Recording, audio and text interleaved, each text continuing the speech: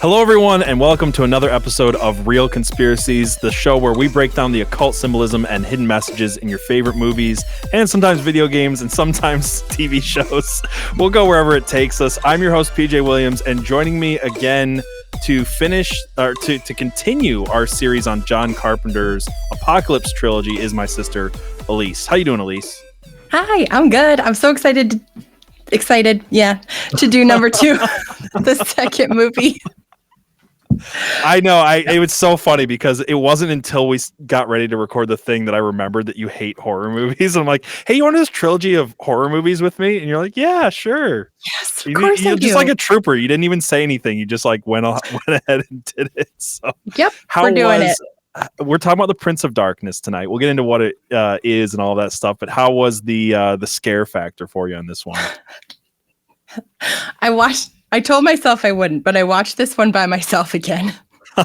So if y'all didn't hear me, if you haven't listened to the thing yet, go listen to that one. But go listen to the thing. This is a trilogy of movies, and the way we're covering it, we're going to keep referring to them as we go along. Yes.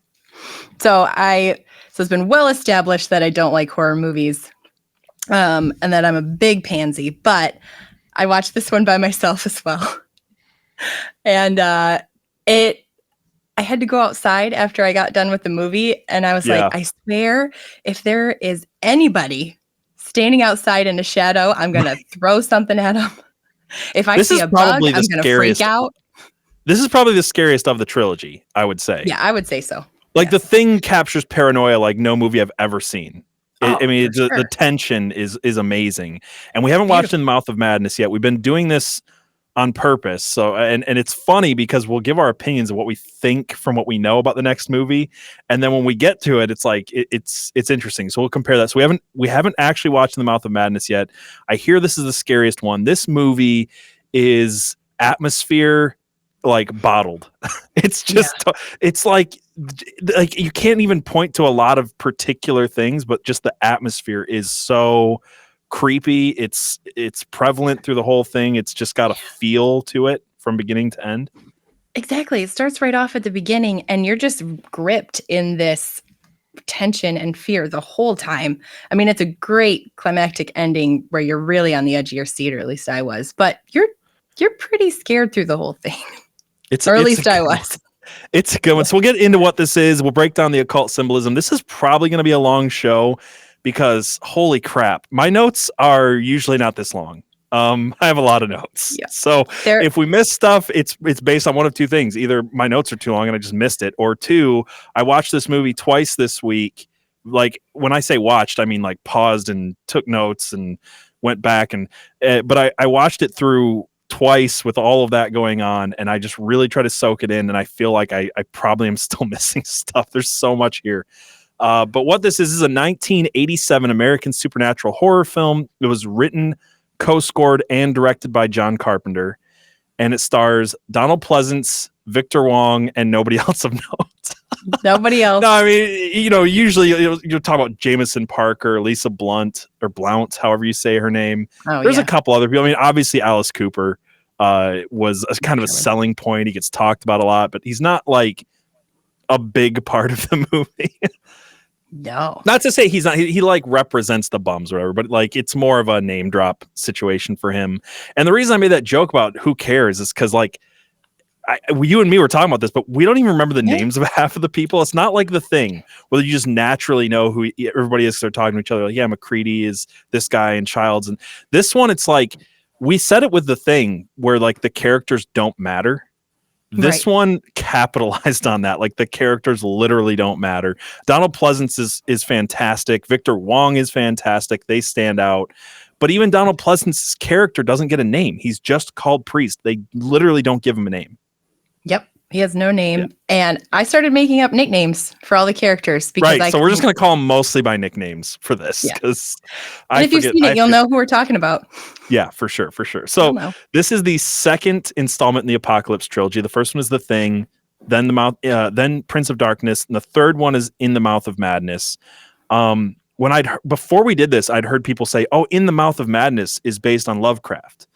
And when I was reading why, because I wanted to understand why this was a trilogy, because they're not technically in the same universe, maybe, perhaps. They're not continuing a story. There's not characters that carry through. But I didn't find a lot of people say that they're all inspired by Lovecraft, but they very clearly are all inspired by Lovecraft. Yes. Obviously, The Thing is a story. You know, we talked about it on our episode. It's a short story called Who Goes There? It's not a Lovecraft story. But if you read At the Mountains of Madness, it's a very similar story. And then obviously In the Mouth of Madness is based on At the Mountains of Madness. Naming wise, it's very, very Lovecraftian. But if you look into the mythos of Cthulhu, I'm just going to read this little excerpt I found on Cthulhu and how it relates to this movie. And you'll see it's like this is what it is. So in Cthulhu, a race of evil ancient gods called outer gods, or maybe anti-god, ruled the earth millions of years ago until they were exiled by another race. The outer gods are waiting for their return when the stars are rightly aligned. That's also in this movie. Yep. To conquer Earth again and enslave the human race. As in the movie, the outer gods can influence some human beings, making them worshippers or followers, like the homeless people. Mm-hmm. And there are also cults hidden to the public eye, like the Brotherhood of Sleep. And they're working secretly to prevent the outer gods, or the anti-god, from returning and attempting to reinstate their former dominion. So it's Cthulhu. It's this movie. Yeah. Prince of Darkness and Cthulhu go absolutely hand in hand. If you guys didn't watch this movie, and I know some people, they don't want to watch these movies. They'd rather hear my coverage on it, and that's fine. I don't always suggest every movie. Some people aren't going to like this one. If you like John Carpenter films, if you like horror movies, this is a pretty good one. It was a pretty good one. We'll talk about reviews in a minute, but the plot of this is that it follows a group of quantum physics students in Los Angeles who are asked to assist a Catholic priest in investigating an ancient cylinder of liquid discovered in a monastery, which they come to find is a sentient liquid embodiment of Satan. Dun, dun, dun. Dun, dun, dun. I mean, that is the plot, though. That is the plot in a nutshell. It's like more than the students know. Well, yeah, I mean, right? They don't even tell the students till, gosh, I think I wrote it down. It's like 40 something minutes into the movie before the students even find out what they're researching at this monastery. They're kind of like, yeah, there's this vial and I don't know what it is. Why are we not taking direct samples is the question they keep asking. Yeah. And then they finally get that. But we're going to go through, sometimes we don't go through every single scene. This one, we're pretty much going to go through chronologically because there's so much stuff. We'll try to rush through it. But I like to do the movie stuff first because it's important. So this movie was based on a dream that Deborah Hill had. For people who don't know, Deborah Hill was the writer and producer of Halloween, Escape from New York, and Escape from LA. So she was a frequent collaborator with John Carpenter. And she described this dream she had of a vague dark figure exiting a church and how it filled her with dread. So John Carpenter took that dream and said, I want to take that dream. I want to take this thing that came from the ether, perhaps, as this movie suggests, and then spread that and scare everybody else with that terrifying nightmare. And that's exactly what he did. He just wanted to capture the essence of that fear and have everybody feel it, like you said. And capture the essence, put it in a phylactery for 7 million years, and just let it turn into a green swirling thing of slime. Exactly. Like it's squirted in your face. Oh, that is the grossest part of this. This isn't like The Thing, which was like a lot of, gross body horror stuff, but like the squirting this evil ooze into people's mouth thing was just like, especially when I forget her name, but radiologist glasses. Oh, when she, when she's like hanging over. Anyway, we'll get into it. Yes, we'll get there. That whole scene. This was written. I said earlier, it was written by John Carpenter, but if you look in the credits, if you look on the opening, it says it was written by Martin Quatermass, which is interesting. This isn't the only time that John Carpenter has written a film and then used a pen name for his own movie. I mean, it literally in big letters, John Carpenter's The Thing, John Carpenter's Prince of Darkness. For whatever reason, when he writes movies, he doesn't like credit himself. I've heard different reasons why some people in Hollywood do this. I don't know why here exactly, but the name is interesting because there's a fictional character called Professor Bernard Quatermass. And there's these books. One of them in particular is called Quatermass in the Pit. And if you read the quick summary of this book, it says Quatermass and his team discover an ancient Martian spaceship in the London Underground. The ship holds the key to understanding how the Martians influenced human evolution millions of years ago, creating latent psychic abilities that aliens could later exploit. So with that name, he's basically telling like, "Hey, I'm Martin Quatermass writing this." He's like, "Here's the reference." I think so. Yeah. Kind of agreed. a cool nod. Wholeheartedly. Kind of a cool nod there. And yeah, go ahead. Well, him and Brian Neely, Brian Neely, yeah. Neely. Okay, yeah. They worked together. That was the guy who wrote the Quatermass stories. And they worked together on Halloween 3. I think they worked together on another one as well, but it was a nod to his writing as well, like to him. And I don't know why I didn't see that in my research that they'd worked together, but yeah, that's cool. Yeah. I don't know that it went over well, but they worked together. Oh, okay. Like that was kind of what I got. Well, I mean, at least he was a fan of his work, which is probably why he asked him to work with him on stuff. But yeah, so this was work with your heroes. I've done it before. It's usually not great. So right. The reason this one is so interesting to me, even more than The Thing, when we did The Thing, I said straight up, I'm like, this movie has far less occult symbolism and tie-ins and things like that I'll be able to point to than the later films. That was before watching this. That was just my prediction. And then I read this quote from John Carpenter on The Prince of Darkness, and it says, quote, "It's one of the most controlled films visually. Every shot I can see, every shot is basically set to a purpose, where in some films I will let things go. I will be more loose. I will let actors improvise. Every shot here is specifically designed to communicate something." And I say this about a lot of movies I cover, and I try to get, like, because I've done a little bit of work on TV and stuff like that, like I know how much time it goes into like setting up a shot, designing a set, blocking the actors, all that stuff. And I'm always like, it's way more intentional than we think most of the time. There is obviously that stuff like John Carpenter says. You got improv, you roll with a shot when you got it. This one, though, he's very clear that everything was very meticulously planned out. There's no improv. This is John Carpenter's vision come to life. This was when John Carpenter basically left, the Hollywood studio thing and like set out to do his own movie. I think he spent $3 million to make this movie. It was this and The Thing were like the two biggest, like John Carpenter having no interference, making his vision.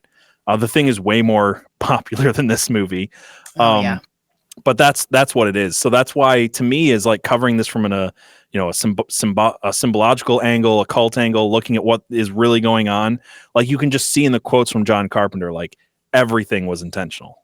So I say that to say sometimes I say stuff that sounds like a little bit of a stretch, and maybe some of it is.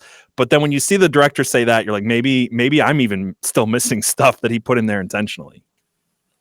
I'm sure we could watch it a third time and still catch things that you and I didn't catch. That's what's going to happen next year for Halloween. I'll end up watching this with Luke, and I'll just be sitting there going, "How did I miss that? How did I miss that?" That's going to happen to me. So yeah, this movie I watched it for a second time as well. I'm surprised you watched it at all, let alone 2 times. I know, and then I watched it again. But there's so much. We'll get into it as we break it down. Continue. Right. And I don't mean to rush you. I was just trying to rush through the production stuff because I'm so excited. There's so much. There's so much here. So the beginning is a little rushed because I want to have time to just dive into it. So this movie cost about $3 million to make. I'm realizing now for the first time, I forgot to put how much it grossed, but it failed in the box office. It did not do well. They filmed this whole movie in 30 days on a $3 million budget. Critics now, this is like all of John Carpenter's films, or most of John Carpenter's films, he will not do good in the box office and then it'll become a cult classic. This is probably the best example of that because it really didn't do well and critics hated it, and it's still not really popular, but it has a cult following. Whereas like The Thing is really popular now. Yeah. You know what I mean?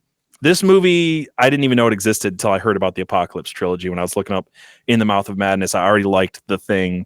And so that was kind of interesting to me. The critics on Rotten Tomatoes today give it a 63%. Audience score gives it a 61%, which is way closer than normal. It's interesting. Yeah.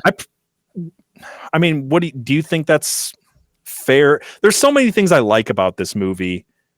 I can see some of the complaints, obviously, but what do you think?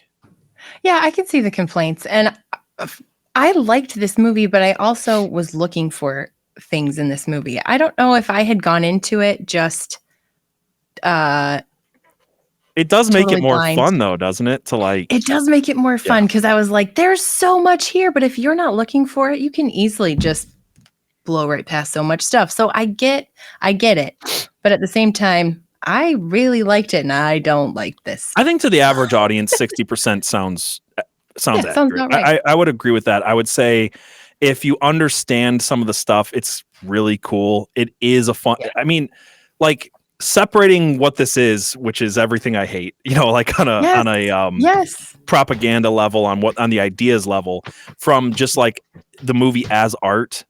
Yes. Like a movie as art, as horror is a really good movie. The critical consensus says Prince of Darkness has a handful of chillingly clever ideas, but they aren't enough to put John Carpenter's return to horror at the same level as his classic earlier outings. Some people that love this movie say it's his best movie, or at least his best horror movie. It was far better than I expected. I'll just put it that way. It was a much better movie than I expected.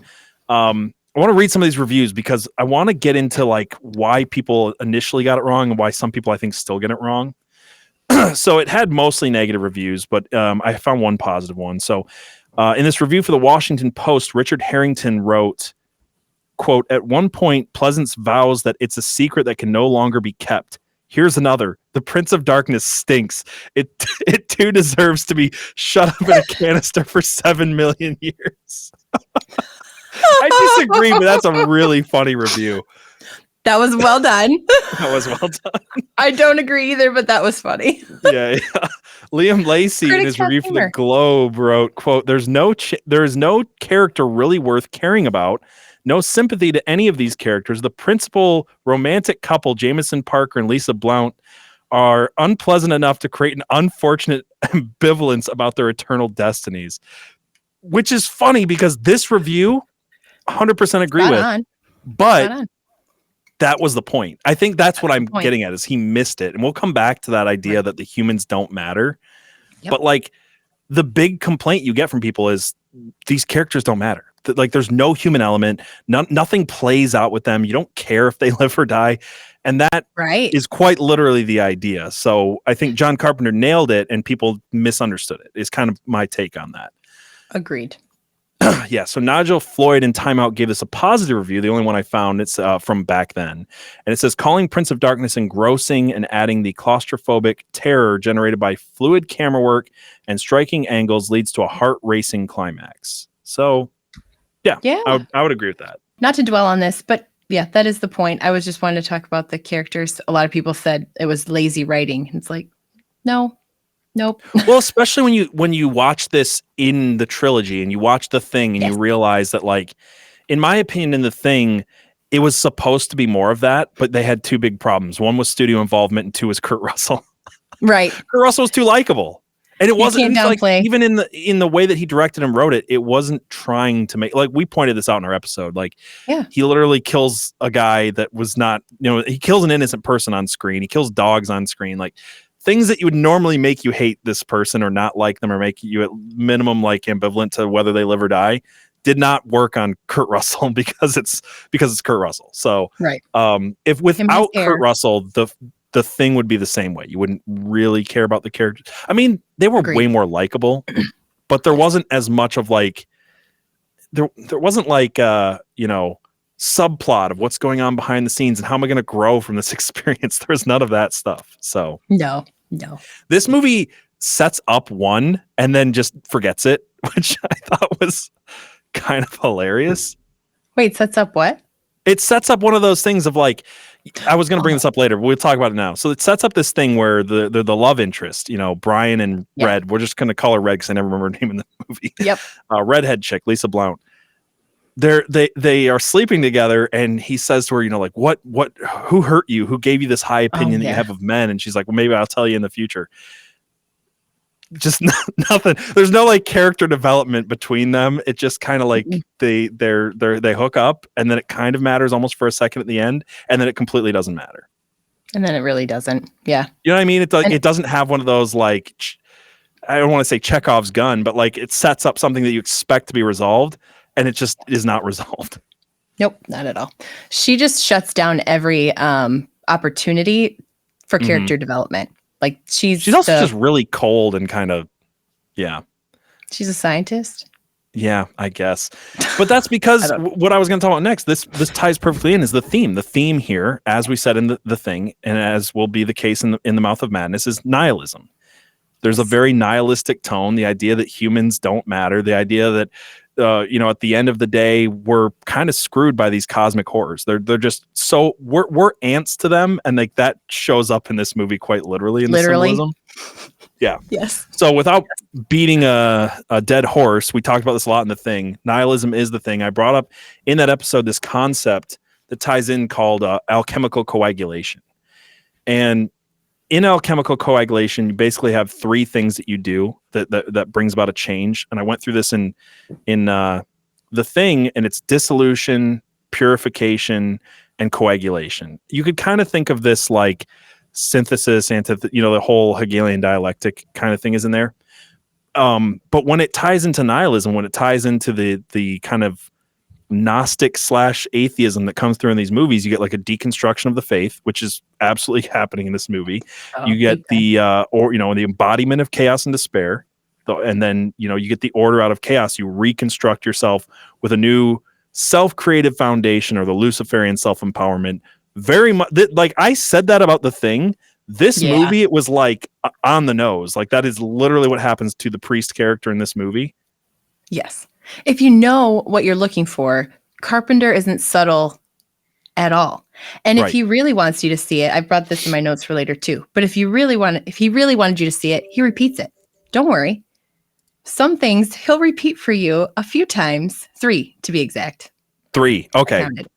We'll bring that up then, because I'm curious about what I will later. Yes. Yeah. So that was my concept that I brought up in the first one. I wanted to bring it back, and I said that there was also like what the trilogy represented. I think I originally said that the first one was body horror, and it was body, mind, reality, right? Is what it was. Body, we can't trust what we see. Mind, we can't trust what we know. And then in the mouth was this one. And then in the Mouth of Madness, reality, we can't trust reality itself. That was kind of my guess when we started this. I found another explanation of the trilogy this week that I thought was interesting. It says the thing is the corruption of the flesh. It's about biological evil. Prince of Darkness is about the corruption of matter, or metaphysical evil. And then in the Mouth of Madness is about the corruption of the mind, or psychic and linguistic evil. So like either way, they're kind of going together. But I just wanted to put that out there because I want to tie back in what I think this trilogy really is at the end. And we'll come back to it. But we're just going to jump right in now, finally, to just like the opening credits of this movie, 11 minutes long. 11 minutes. 11-minute long opening credits. It doesn't take away from the sinister feeling, but 11 minutes. I kind of love that, though. Like it just kind of, again, because this movie's so much atmosphere, it's like this music and then a scene and then credits and then music and scene and credits, and it just kind of like slow rolls you into really it. Well. It does flow really well. So in this movie, to get into what happens, because we're going to go through this whole thing, there's so much here. It starts with the full moon. Very opening shot. We get the full moon, and the full moon is shining in on Father Carlton, which I picked up his name from a nun because I didn't pick up most people's names. And he is laying on a bed. He's holding this box, and this is where he dies. And when he dies, he leaves behind a box with a key in it, and he leaves behind a journal. And in the journal, this is where priest comes in, and he gets his stuff for some reason. We're not really told why, but he comes in and gets his stuff. And he opens a journal and sees that it's talking about this group called the Brotherhood of Sleep. And you can see, basically a paragraph there, and it says, I can no longer keep silent. The sleeper's awakening. And we're told that the nun tells priest that he's there to meet with a cardinal. He was going to basically spill the beans on what he's been keeping hidden in secret this entire time. So we get the whole religious angle in the first scene. The very next scene, we go to the college campus, we get the science angle. And that's what we keep seeing back and forth in this movie is every scientific thing has its counterpoint in religion and so forth. In a way, they're kind of the polarity of opposites happening here that I talked about in the thing. I talked about that in Snake Eyes. So I've explained that concept before. So we get the whole priestly thing. We get the religion thing coming in first. We get the science thing coming in next. So we get priest, then we get Dr. Barak. And Dr. Barak is walking into his class, and he sees this hill of ants. And he then looks at the hill of ants, which is swarming and weird. And the whole time he's got this weird look on his face, like looking over his shoulder. Did you notice this? He like looks disturbed. Yeah. And then he pauses and looks up at the sky and he sees the moon above the sun. And for whatever reason, like they just hone in on his face that he's weirded out by this.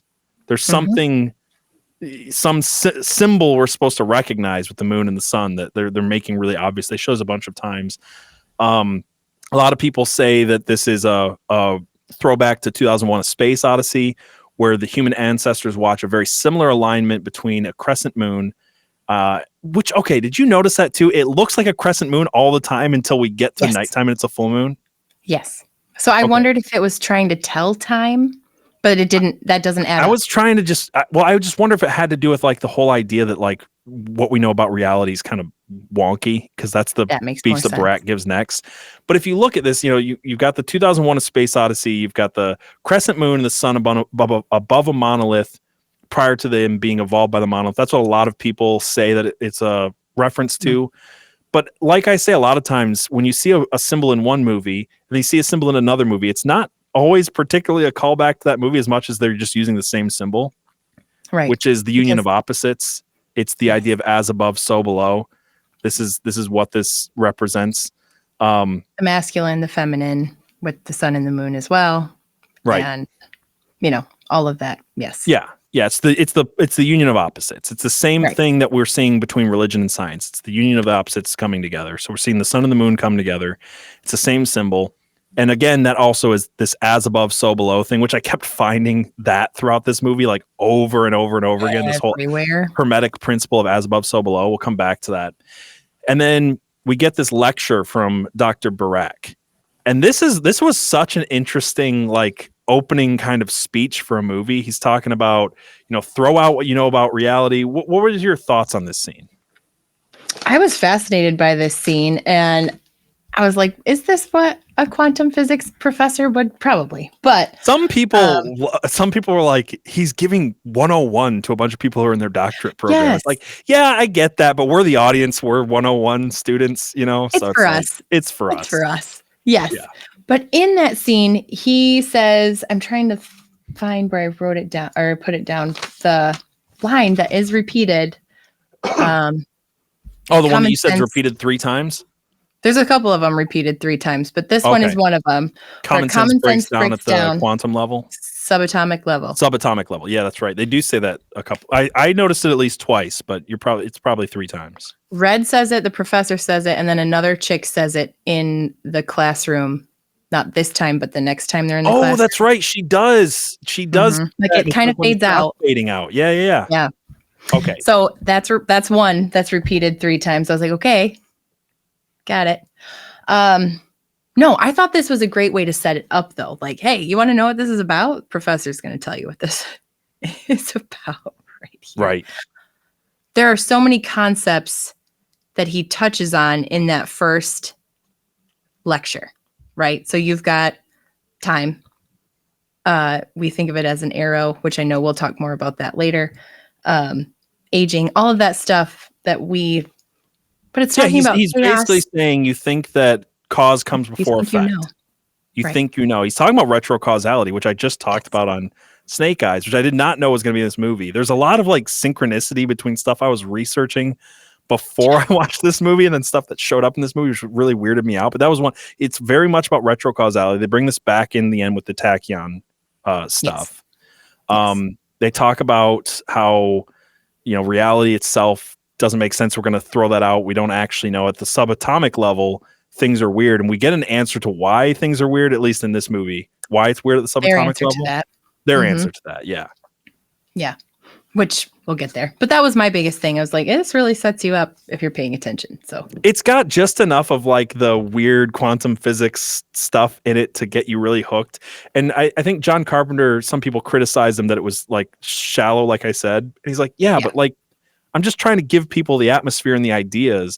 And I think people were criticizing it or looking at it from a very scientific angle instead of what he's going for, which is the gnostic alchemical angle.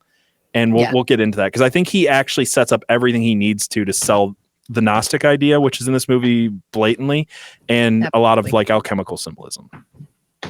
So Yep. after this, we see the priest goes to St. Goddard Church. I was just curious about this because I'm like, okay, St. Goddard, like, what does that mean? Apparently, St. Goddard is another name used for St. Gothard. And St. Gothard was the saint who that tunnel was named after. You remember Gothard Tunnel in Switzerland? Yeah. Right. So Vaguely. the Gothard Tunnel, if you guys don't know, is that tunnel in Switzerland that opened up that had that really weirdly satanic ritual around it. And a lot of people confuse this with like the CERN ritual, which was different, but I think it might lead to CERN, this tunnel. But it's got this whole weird thing. You guys can look it up, like Gothard Tunnel, weirdo. I might put parts of it in post, but it's a super weird satanic ritual that was done by a bunch of construction workers for a tunnel that just was super, super weird. I didn't have anything else there. I just thought that was an interesting connection of like, okay, St. Gothard, this weird satanic ritual happened in Switzerland. After this, we go back to the college. This is where we start to see the romance between who I call Mustache and Red. Yes, that's what I named them too. But it's kind of what I was saying earlier. It's like this human aspect never pans out. This romance never really materializes into anything super important. It does, but it's also like you just don't care about them. And I don't think that that's a flaw of the movie as much as an intentional nihilistic point. And the thing is, they don't build up the romance at all. Like their first conversation is awkward and weird. Yeah. And then she basically is like, well, I don't like you, but I have other needs. I didn't catch that till the second time. Oh, no, I caught that. I did not catch how forward she was till my second time, where she's like, I don't like you, but if you want to take me out for coffee, I've got other needs. And then they sleep together. So it's like not very romantic. When I watched it the first time, I was like, she's not that. That's not what she meant. That means something. Well, that's what I thought the first first time. And then the second time, I'm like, oh, that is what she meant. No, that's what she meant. Yeah. But they don't build it up. And again, that's the point, is you're not supposed to care that much. Like it's an awkward first conversation. And then he's like, the second time when he asked her out for coffee, it's just like, hey, want to go out for coffee? She's like, are we going to do this again? Together. Yeah, well, because that was the implication, was like, oh, coffee means we're going to sleep together. Right. And she's like, so we're going to sleep together again. We're going to make this a thing. And then the next morning he's all like, I got something to tell you. And it's like, is he going to tell her that he loves her? I don't know. And she kind of goes, you don't know. Yeah, it's so weird. Because she shuts it down. Again, like any chance for anything to go anywhere, she's the one Carpenter uses, I think, to like. Right, but my point is, like, in that scene, right, she gives this whole, like, I've got this tragic backstory that you're going to find out about in this movie. Wait, just kidding. You're not going to. So, no, you don't. Very interesting. And you really don't care. Like, no, you really, like I said, I don't even know her. I've watched this twice and I've taken tons of notes on it. And I can't remember her name. Legitimately, not a joke. Can't remember her name. I think it's Catherine, but I called her Red too. Yeah, Catherine. I think that is what it is. Yeah, sure. Who cares? I think Mustache is Brian, but we're just gonna call him Mustache and Red because that's way. Again, if you've seen it, you know who we're talking about. Right. So after this, we get another scene with Dr. Barak talking, and he sells this point again. He says something about, Job. We learned in Job, what we thought about reality is wrong. Job told us that good is rewarded and evil is punished, and that wasn't true. And in the 1930s, science told us that there's no absolutes. And I was kind of curious on what that was. So I found this guy named Kurt Gödel in the early 30s. He showed that within any sufficiently powerful formal system, there are true statements that can't be proven. So that's what he shortened version of the thesis. I'm sure it's way deeper than that, but it's basically the idea is like in science, you can only know something by the preponderance of evidence, but not because you can prove it.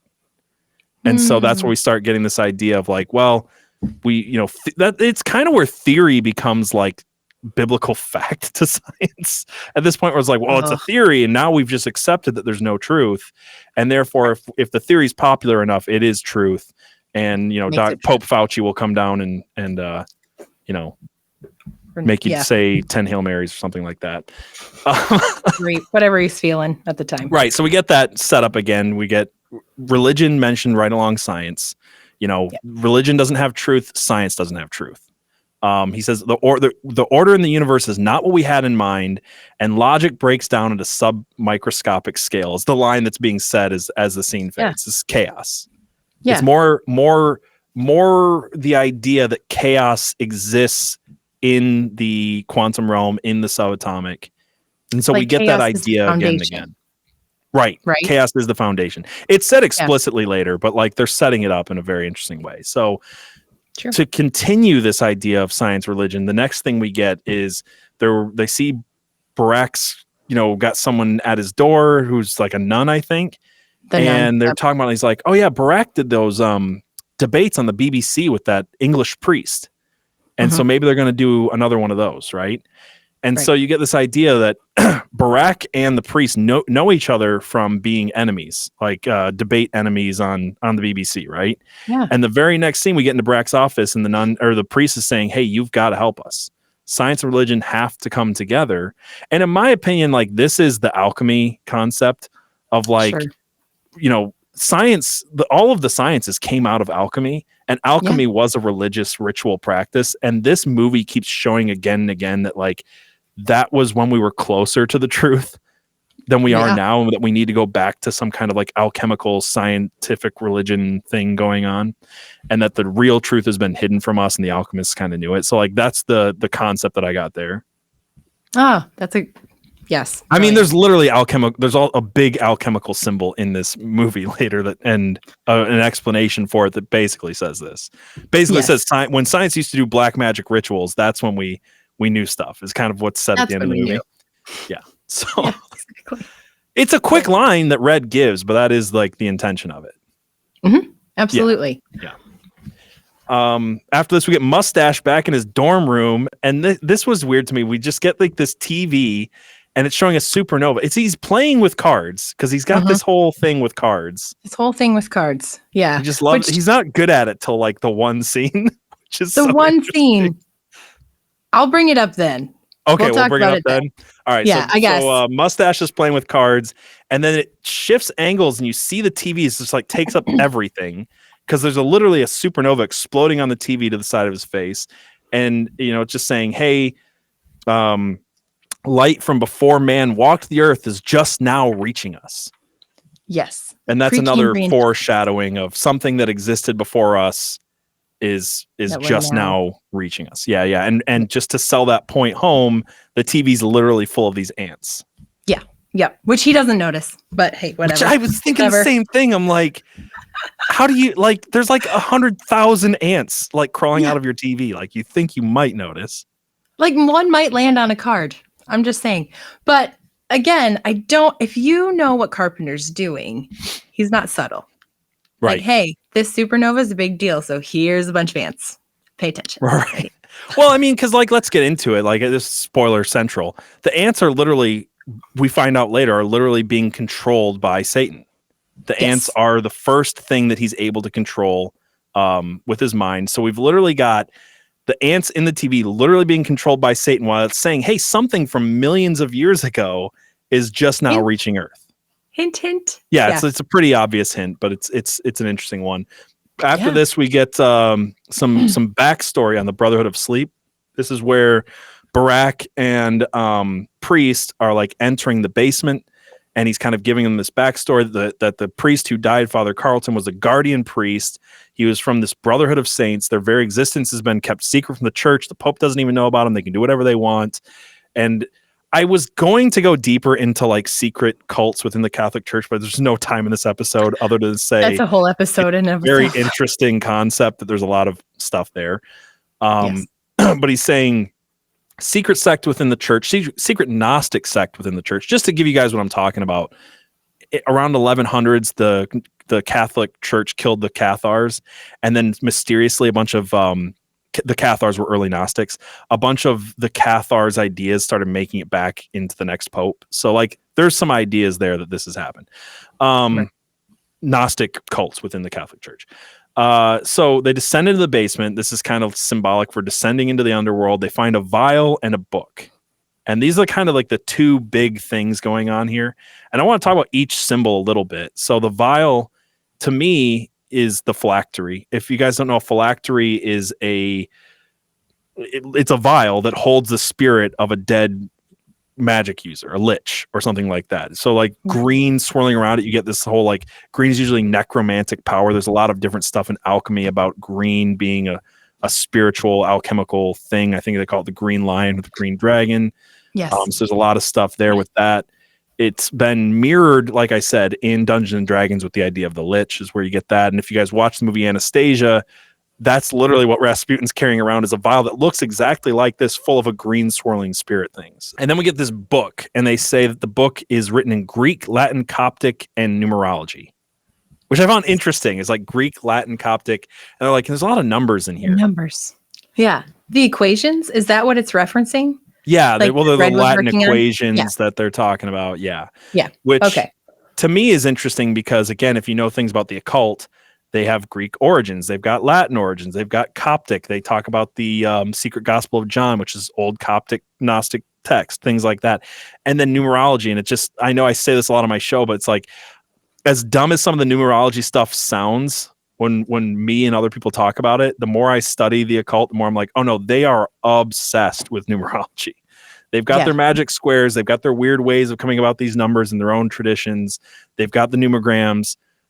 So when you see them tell you over and over and over again that the numerology stuff is important to them and that they're putting it in your movies and your songs and video games and stuff like that, like that's why I do this stuff, because they're very seriously hiding messages in numbers. Like that's a real thing. So there's a real world version of this book, by the way. Have you ever heard of the Codex Gigas? Nope. I am going to share my screen real quick. So this is, oh, go ahead. What were you going to say? Well, no, I'll bring it up after this. Keep going. So this is what's known as the Devil's Bible. It's the largest medieval illuminated manuscript in the world. It's literally huge. They say it was written in an entire night. There's a whole conspiracy behind this weird book here, but it's basically, to sum it up without going super deep into this is where we get the horned devil imagery from, is this ancient satanic Bible that's being held in Prague. It's got New Testament and Old Testament writings. Some of it is twisted just a little bit. It's got all these Gnostic things in it. It's got stuff about sealing the devil away. Basically, my point is, I would love to cover this on a different show or a different episode at some time. But the Codex Gigas, or the Gigas Codex, is definitely what I think they're basing this on. So if you study this, you'll kind of get what that book in Prince of Darkness is based on. One thing the priest brings up with the book as he's going through it is, he goes, it's been written over. There are parts that have been erased, rewritten, all of this stuff. And like, I think what we'll see in this, I know what we see in this movie too, is a lot of the opposite of the Bible, the opposite of biblical history, the opposites of literally everything. I mean, we're going to talk about the pigeon, for example. Like, right. We'll get there. But this is like kind of the first one. And what came to me immediately was like, if this is gospel, if you will, and I use that term loosely, but if we're going to take this book that you're interpreting seriously, but it's been written over and parts are missing, and then you look at like it's almost Jewish like the Gospel scholars. of Judas. Sorry, anyway, go ahead. Yeah, no joke. But then you have like people who question the Bible, and if you know how meticulous Jewish scholars were when they like rewrote the Torah or just to copy it. Right. Like one little mistake, you threw the whole thing out and started all over again. Like it was. There's literally no text in history that's more meticulous and more provably like copies from that are the same over centuries than the New Testament. And the only thing that comes close to it is the Old Testament. Right. Yeah, exactly. No, for real. Yeah. But then these Gnostic texts like the Gospel of Judas, which comes around in the fourth century and has language in it that wasn't used around the time of Jesus and stuff like that. And it's torn up and you've only got fragments and things like that. Yeah. Like but you're right. Like this movie's making the point. But right. And that's what this movie's doing, is it's saying like, well, this stuff is more believable because it's secret and that's cool. Right. Instead of the thing that we have tons and tons of evidence on.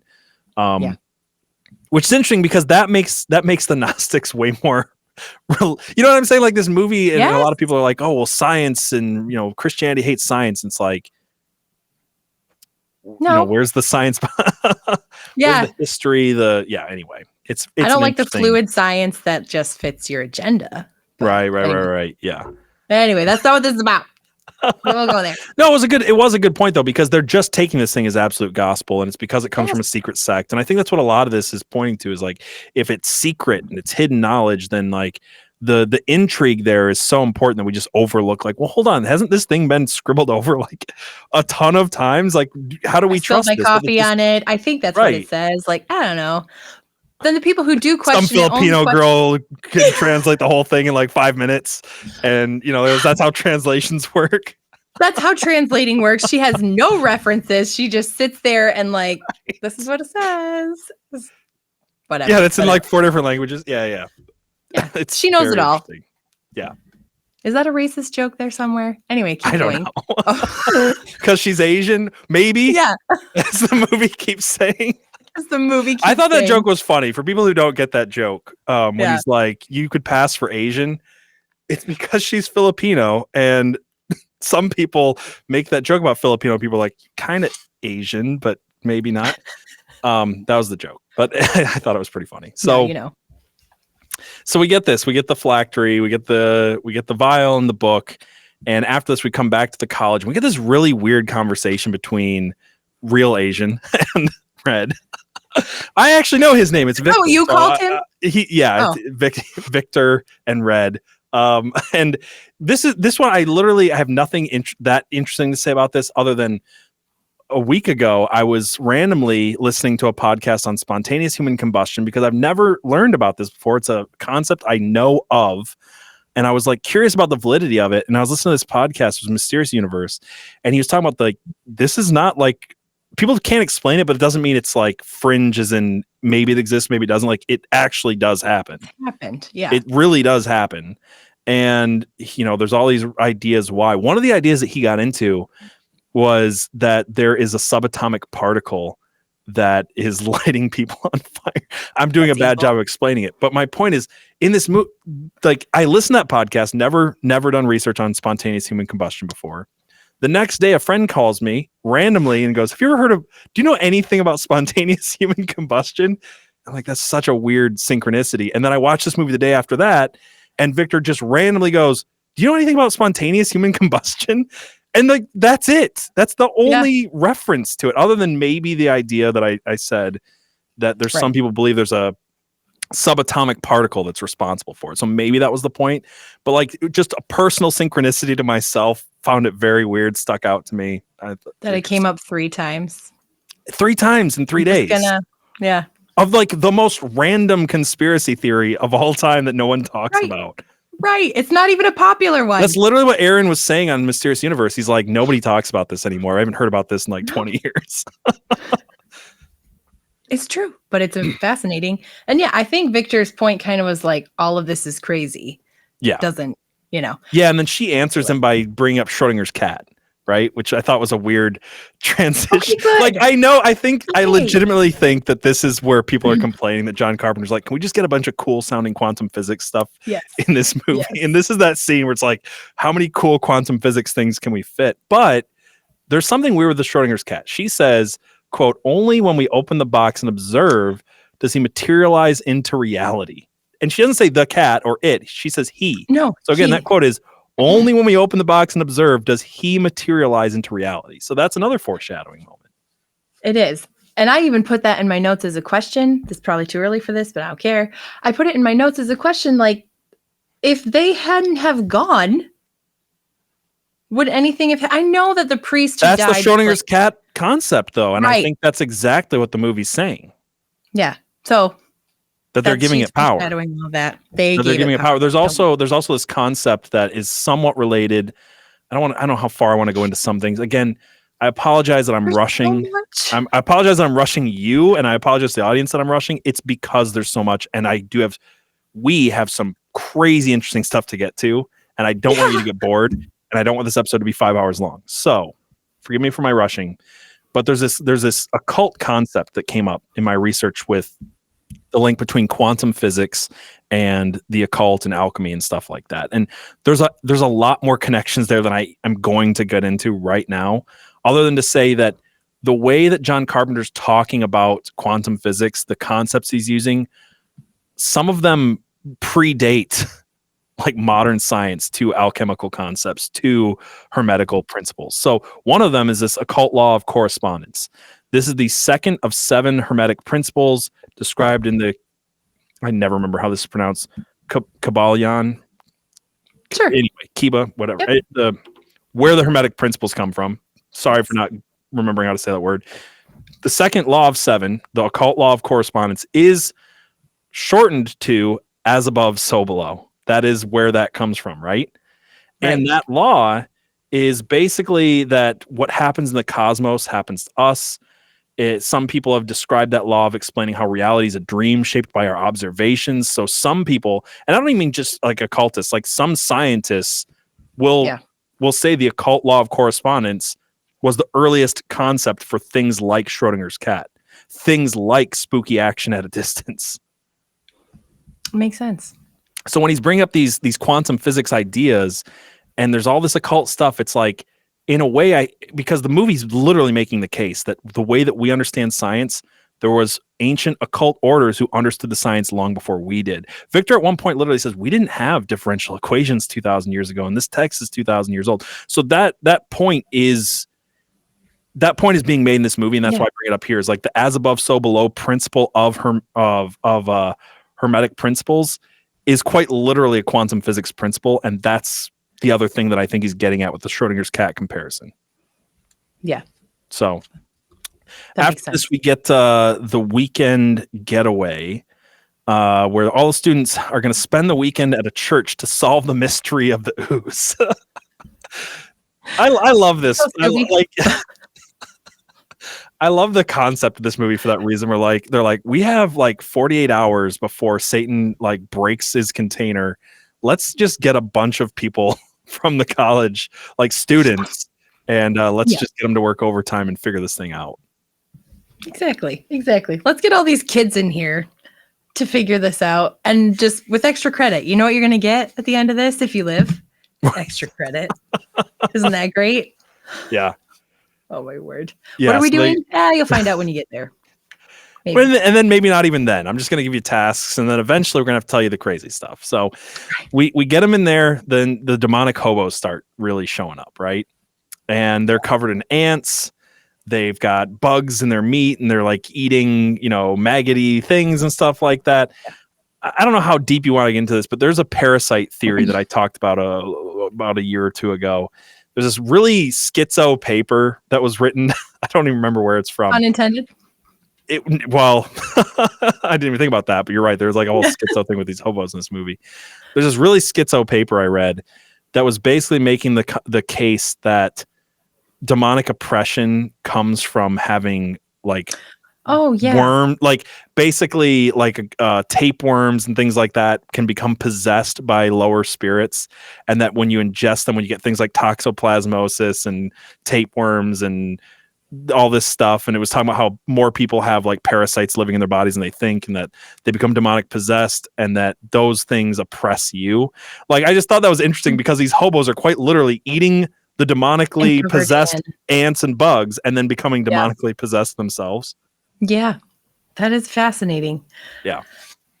It's a schizo paper that I read, but it like the theory is interesting. A lot of people have talked about it.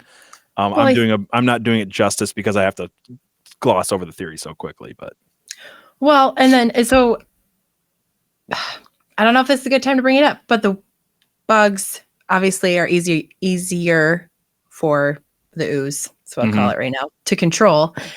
And then I think it's also, of course, making the connection that these mentally ill hobos that Kelly Blonde calls schizo.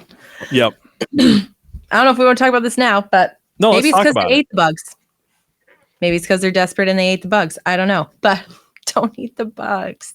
Well, I think that the concept clearly is what you're getting at, right? Which is that people in a lower mental state, there's concepts of this, but there's concept of this in the East and the West, but the Eastern concept would be that like you have a lowered aura, you have less mental protection. It's things like taking drugs, drinking too much alcohol, all of that. They lower your state and make you more susceptible to demonic oppression and possession. I think that's just absolutely true. I think that's the case he's making, is like these, kind of the dregs of society they're in a state where they're not able to defend themselves.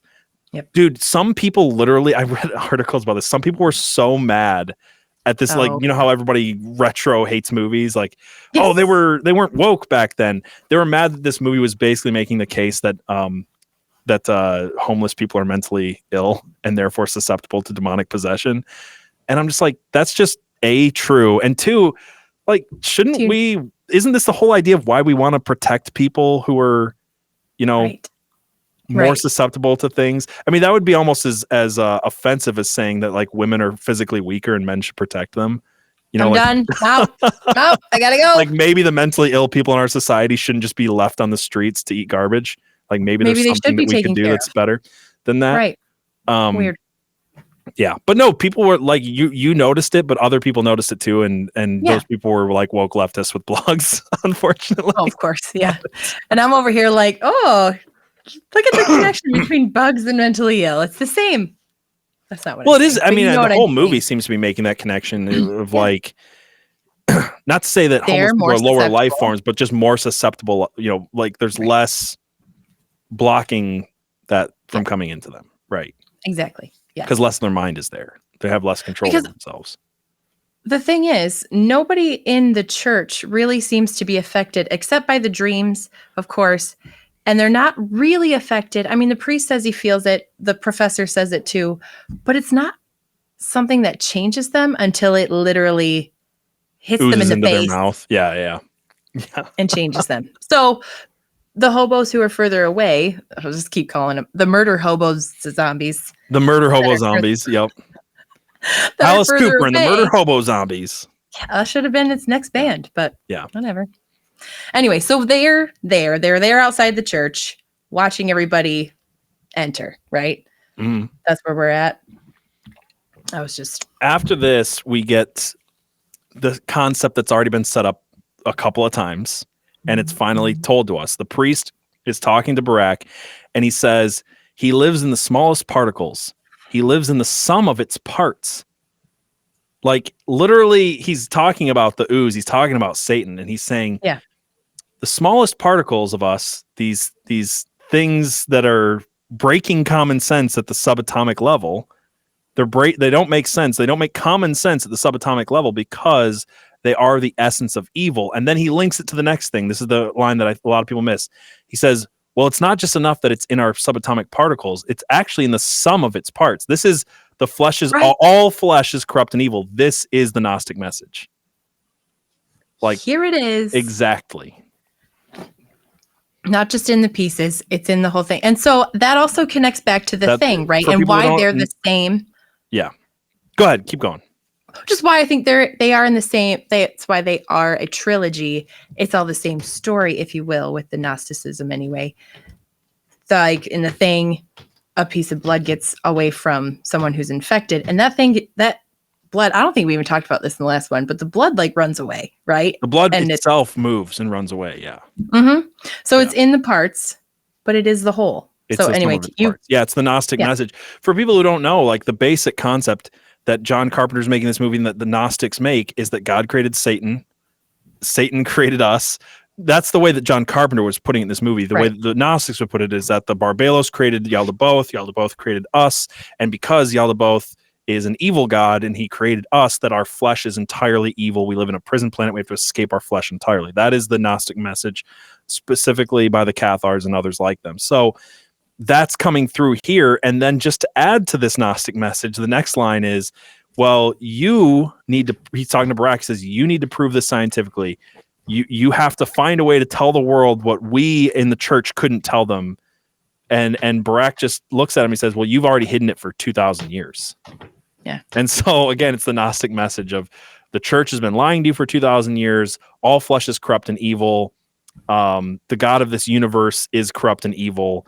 And we've been telling you the wrong message. They come back to this. We'll come back to this in a minute when they go deeper into it. But like, that's the setup of it. That's the first like overt Gnostic message in the movie. There was all the precursors to it. That's the first one. Then they start turning the church into a science lab. All the students are coming in. They're setting everything up. We get Lisa, who's got a doctorate in ancient theology, and she's translating the screen, and this is where she starts getting these messages on the screen. You know, she's, like you said, she's just looking over at this book written in 4 languages and just typing away just as fast as can be. No reference material, just instant translation, because that's how things work. Yeah. Right. And we get 3 messages written on the computer in this scene. It's this scene, and then the third one comes in the scene after. But I wrote them down. The first one is, I, Jesus, have sent mine angels to testify unto you this thing which shall be unleashed. Sounds very biblical. It sounds almost exactly like Revelations 22:16, but it's not. Right. If you noticed, it says, shall be unleashed.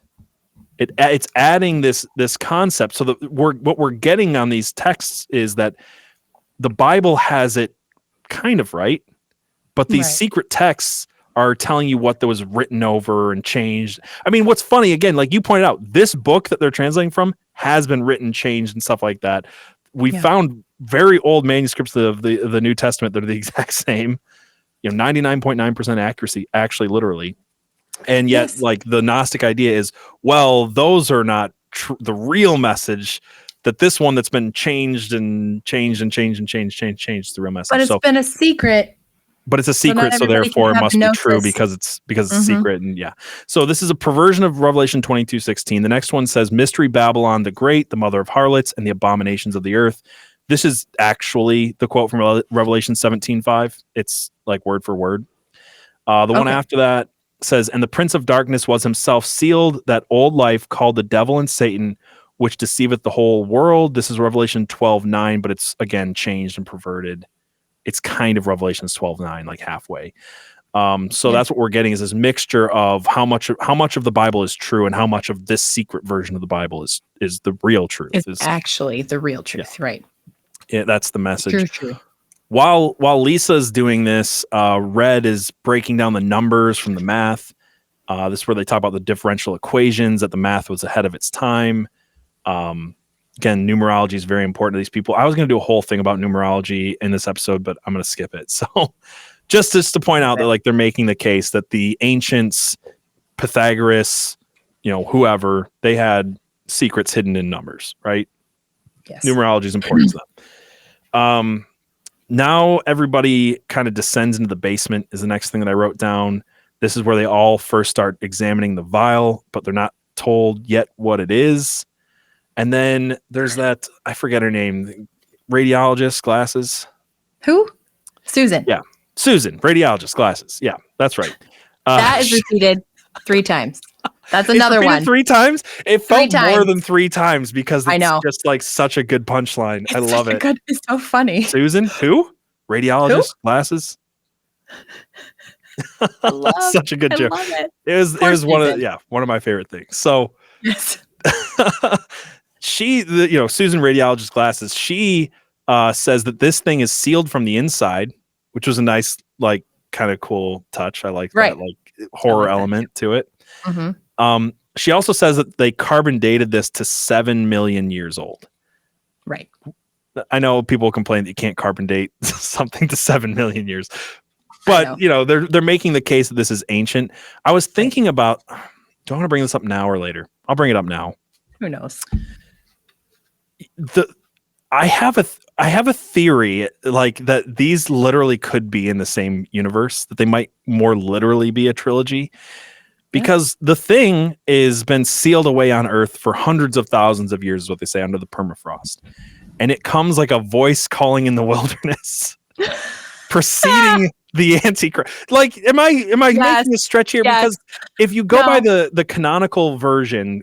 Technically, the canonical version of the thing, according to the comic books, and I've said it before, they're kind of a cash grab. Maybe don't take them too seriously. But if you go by that in the video game, which are said to be canonical, like, they did defeat the thing. They did defeat it. It came like a messenger in the wilderness, and then it goes away. And then 5 years later, Satan comes. There's nothing in this that actually makes him different. Like, Satan in this movie is an alien from another planet, or no, he's not. Jesus is. Jesus Satan is is an ancient evil, and then the thing is an alien from another planet. But like the cosmology of this movie and the idea of ancient evils buried underneath the ice and underneath churches, and like the desert. Yeah. if you look at it in a way, like if this is the Apocalypse trilogy, if it exists in the same universe, this the thing happens, they defeat it, but it's starting to set us up towards the end. This one happens, and then it gives us a kind of a time spoiler at the end of the movie that they put off the apocalypse till 1999, and then In the Mouth of Madness comes out before 1999. So like I'm kind of wondering when we get there if there will be anything that makes me think that they could just quite literally exist in the same universe technically or not, but right. I don't know. Prediction. I just found it interesting because this movie has a lot of similarities to The Thing, and it has a lot of similarities to In the Mouth of Madness, and it feels like a bridge. Some of the concepts cross over. An ancient alien force that comes to Earth a long time ago, buried underneath, and then reality itself is not, trustworthy because of tachyons and particles and things like that, and Cthulhu. So like it is the middle child between the concepts of both movies. Yeah. I just want to put that out there.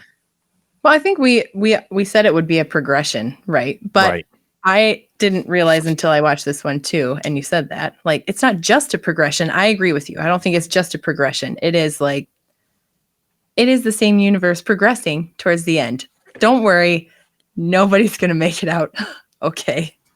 Right. Even after the movie. Don't worry, nobody's gonna be alive for much longer. Dude, anyway.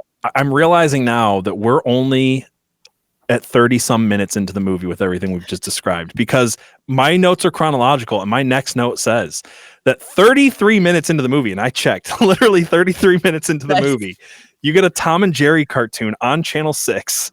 Yeah. where Jerry is in heaven and Tom is sent to hell. And I just thought that was very interesting. Devil's messing with the It's funny because I'm going to bring up Constantine again later. We covered Constantine together, and there was a scene in Constantine which also showed a cartoon on a TV that like was foreshadowing for what was going to happen in Constantine. And then this movie did that as well with Tom and Jerry. In Constantine, it was Courage the Cowardly Dog. That's right. How did I forget? I don't know. That's right. And this time it's Tom and Jerry.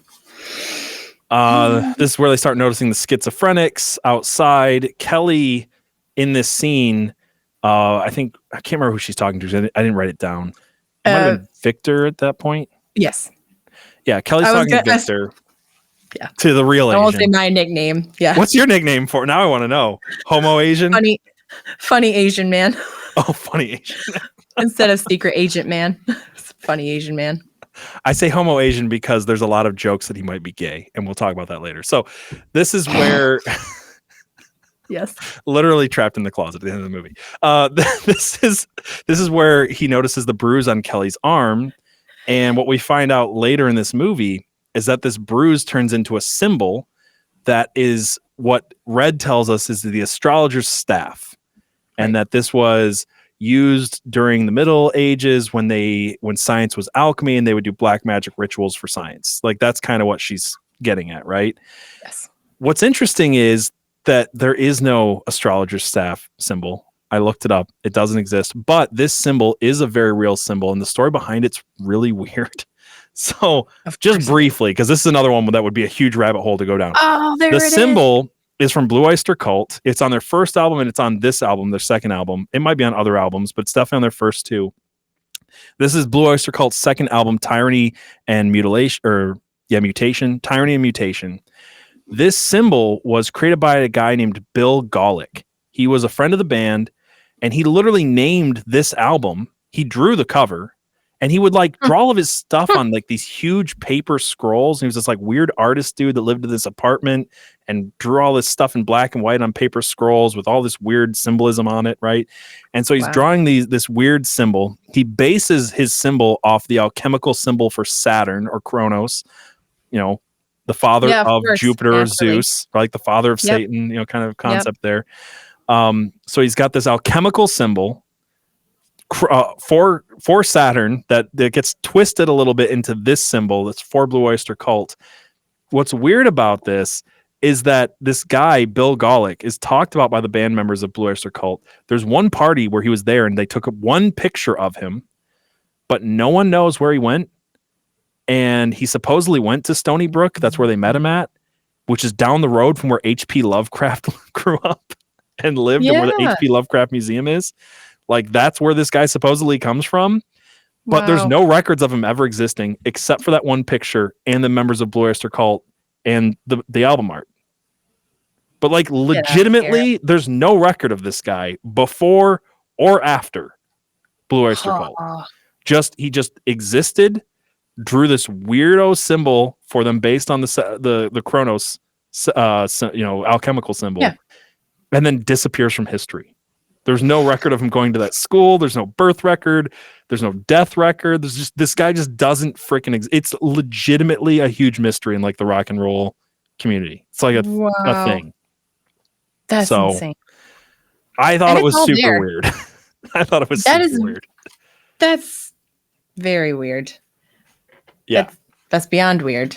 But I mean, it's not just that symbol too. Like, you have the black and white checkered. Oh yeah, there's so much occult symbolism in Blue Oyster Cult. Yeah. But of course, naturally. But if you asked when John Carpenter was asked about it, just was like, "Oh, I just found it on a Blue Oyster Cult album." Like, right? Did he though? Again, because if he just found on the Blue Oyster Cult album, did he know that it was based off of Kronos, which would tie in perfectly with the symbolism that he's going for of waking the father of Satan, which is who they're supposedly pulling through the portal at the end? Right. Let's just pretend like he didn't. But he was still obviously influenced or like inspired enough by that symbol to use it, even if he didn't know, which I think he full well did know. But what's interesting is this symbol shows up in another famous thing, the TV show Supernatural. There's an episode in Supernatural where they find it painted on a wall in this demonic house. And they're like, where does this come from? And they find out that it was just some guy who owned a record store who was hoaxing a haunting. As an artist? As an artist. But get this. He hoaxes it so well that the haunting appears. It's literally a thought. They literally call it a tulpa, like the thought form. So like, he takes a symbol. Literally what happens in the show, Supernatural, is he takes a symbol from a rock band and then uses that symbol to basically manifest a real haunting. So super weird, just super weird stuff with this whole symbol thing, right? Super weird connections, yeah. To bring it back a little bit to go ahead. Yes, yeah. Well, no, to bring it back, but I wanted to talk about Blondie. That's what I called her, Blondie. Oh, okay, yeah. To bring it back to her real quick, I don't know what this means, if anything, but I just want to say, in the first half of the movie, since that's where we're at, she's always eating. She's always eating until you see this or drinking symbol. Yeah, until she gets the bruise, and then she's not eating anymore. And it's like, to go back to what you said in the beginning, Carpenter, every shot, everything. It wasn't just the actress was hungry and she just decided to eat on set. You don't do that. You don't do that while the cameras are rolling. Well, especially because you usually take a scene so many times that actually eating on camera sucks. Because for instance, sorry, not trying to cut you off, but like the Napoleon Dynamite thing where Uncle Rico's eating steak. Oh yeah. Like, he got sick because he had to reshoot that scene so many times. Eat so much steak. That's why people don't like eating, on camera, unless you're Brad Pitt and it just becomes a thing for you, which he loves to do. But I mean, he's Brad Pitt, so whatever. But you know that about him, though, right? Like, he adds that to his characters. It's like, oh, I want my character to be eating all the time. Now that you mention it, it's like, yeah, he usually has food at some point. So I don't know what it means. I couldn't even like begin to research that, but it was just something I wanted to bring up. Like, until she gets the bruise on her arm.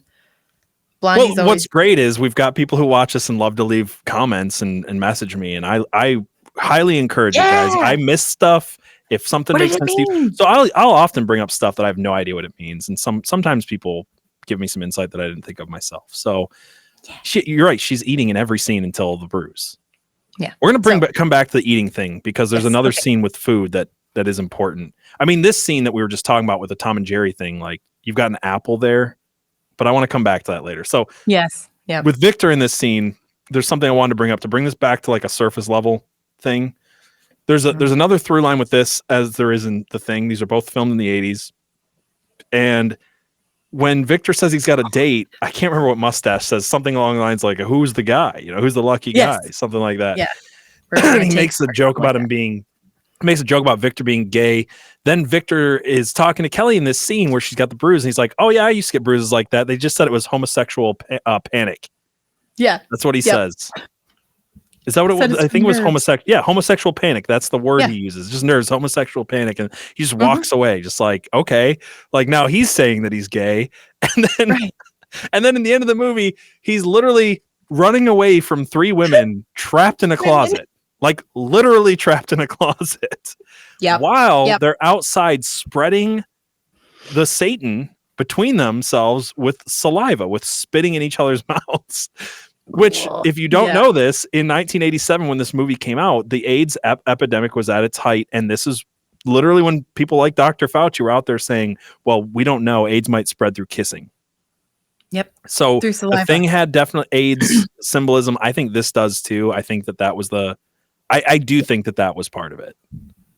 It's not an occult symbol, but it's definitely like a hidden like message in the movie. So why was it shot in your face? Well, let's play on the fears. You said this to me earlier. Like he's playing on the fears of his time.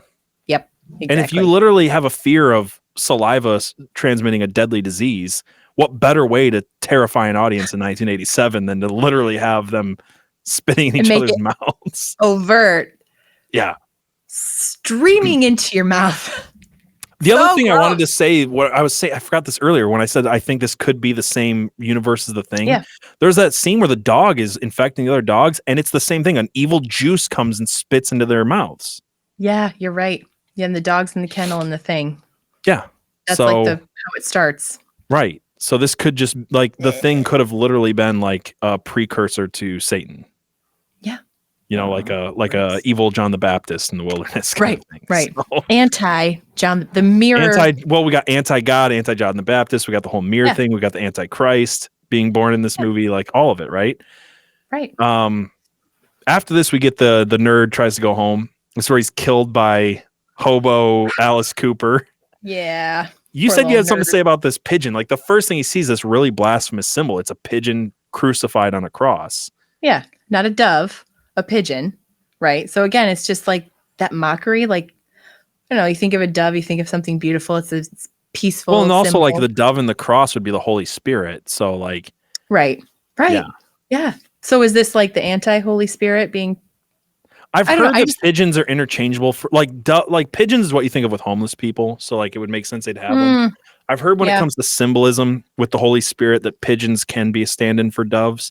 So in a way, are they crucifying the Holy Spirit on the cross? Like, because if you think about it, where we're going to get to in a minute with this movie is they kind of make they say God exists, but the Holy Spirit doesn't. Right. Or if the Holy Spirit does, and it's in all things, it's the Satan juice in your particles. And they literally say Christ isn't the Son of God. Yep. And when the priest I was going to bring this up later, but when the priest is praying at the end, he gets to Christ and he's just like, oh crap, like I still believe God because there has to be if there's this much evil, but like now I know the truth about Christ. He wasn't the Son of God. I'm praying to him is worthless. He was just this alien dude. So like there is that breakdown there. So I see that symbol of a dove or a pigeon being crucified. Mm-hmm. It's like that makes more the cross and the Holy Spirit being killed. Yeah. Which is what the movie does. Both of them. It totally does. Absolutely. It's not the Trinity. It's just God. I didn't bring this up about the basement either, but like in the basement, there is like 100 billion freaking crosses. Yes. And it's the same thing happens in The Mouth of Madness. Sam Neill covers himself with hundreds and hundreds of drawings of crosses when he's in the insane asylum. And in both movies, it's kind of like that line in The Thing. You know, it's John Carpenter saying over and over again, Christ won't save you. Because in The Thing, he just says to him, pray if you want, but it ain't going to do anything. And in this movie, the Satan is surrounded by millions of crosses and ain't going to do anything. Sam Neill protects himself with tons of crosses and it's not going to do anything. So like that symbolism is throughout. And Mustache also makes like a flippant remark like that, like faith is hard to come by after they have their big powwow and learn the truth. Right. Mustache says that too. And it's almost similar, that flippant attitude of like, faith is hard to come by. It's like, well, it's a waste of time, basically. Like Kurt Russell was saying too. Anyway. Right, yeah. So this is where Alice Cooper stabs this nerd with his bike, which was a prop from his show. The nerd is listening to a Walkman with like an actual Alice Cooper song on it called Prince of Darkness. So like Yeah, I wrote it there was a for whole like I think the producer of this movie was like also his like manager. worked with So there's just a kind of a cameo moment to like sell the movie as it's got Alice Cooper and give him his thing. So not that his music would clash so hard with John Carpenter. So it's like, we'll put it on a Walkman. It'll be fine. Because I would look this up. I was so curious about this. This was after Alice Cooper's conversion back to Christianity. Really? Mm-hmm. I wondered. Which I thought was interesting because I was like, was he still into like weird occult stuff? Was he coming out of it? I think he was coming out of it, but he was, already going back to church at this point in his life. So maybe he thought I don't know. That would be an interesting thought it was interesting conversation. Right. Yeah. Right. After this, we get the radiologist, the glasses. She wanders into the basement, and this is where she gets sprayed in the mouth. This is where we see the ooze falling upwards out of the container and pooling on the ceiling. Again, like quantum physics breaks everything down, reality, because this thing is in all things. It is the Yaldabaoth. It is the the unholy spirit that inhabits all. It's the force. It's whatever. It exists in everything. It can break the freaking laws of the universe. So you got this ooze falling upwards, pooling down on the floor, and above, so below. Like that symbolism keeps coming up, I think. Over and over. What did you have any thoughts on radiologist glasses getting taken over? Yes. So with the ooze going up, they also foreshadow that with Red when she's in that room doing her equations and she sees the worms on the window. And then she goes and gets the bald guy, the bald student. Who is what? It's Hitchens or whatever? Or I forget his name. He's in. Is it Mullen? I can't be from Brooklyn Nine-Nine. Oh, he looked familiar. I couldn't figure out. I couldn't either. It was driving me nuts. I was like, oh, that's the Hitchens or whatever from Brooklyn Nine-Nine. Wait, who are you talking about? I don't know. Maybe we might be talking about different people, but he's in this. I don't know. Okay. He's the one that she gets. The giggler? She gets no. Oh, the one that gets taken over next. Oh yeah. Okay, we are talking about the same guy. Okay. I'm sorry. Anyway, she brings him in. They look at the worms, and they're also going up. So just foreshadowing that, like breaking the laws of physics, right? All of that jazz. And then with Susan, it's just it hits you so hard, and it shouldn't be as gross or as that's not even the word I want. Like violating. Like you just feel violated for her. Yeah. And you do too when you're watching it. Like, well, no. Because she's also the only one who's been shown to be actually good and actually religious. Yeah, absolutely. Like she's actually a pure person, so it takes her first. It's kind of like nihilistic. There's no hope for anyone. Because like in a horror movie, normally you have a virgin character who survives because of her purity. Yes, because they're pure, right? Right. In this movie, it's like, let's find the purest person, kill them first. And this movie has all the beats of a horror slasher film. Absolutely. Which make it very different. Like it's got a lot of similarities to the Thing also in that it's like a bunch of scientists trapped in a room trying to defeat evil. But instead of a thriller like that, it's more of like a, people walk into the shadows and get picked off one by one. It's got more of like a Halloween kind of, beat for beat thing to it. So. Absolutely.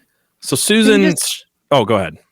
No, you just feel violated. Also, you're probably going to bring this up too, but she loses her glasses.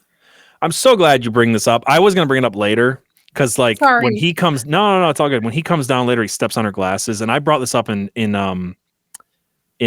Snake Eyes. Right, this is a symbol of the lens that she viewed the world through. Which, in her case, in Susan's case, it's literally the married Christian woman lens that she views the world through is now shattered, and part of her identity.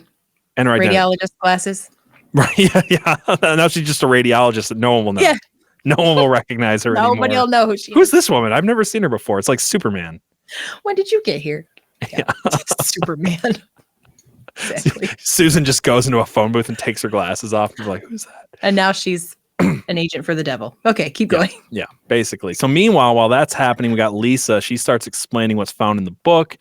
And this is where she says the father of Satan buried this container somewhere in the Middle East, and that Christ came to warn us, but he was not the son of God. He was a humanoid alien. He also is crazy.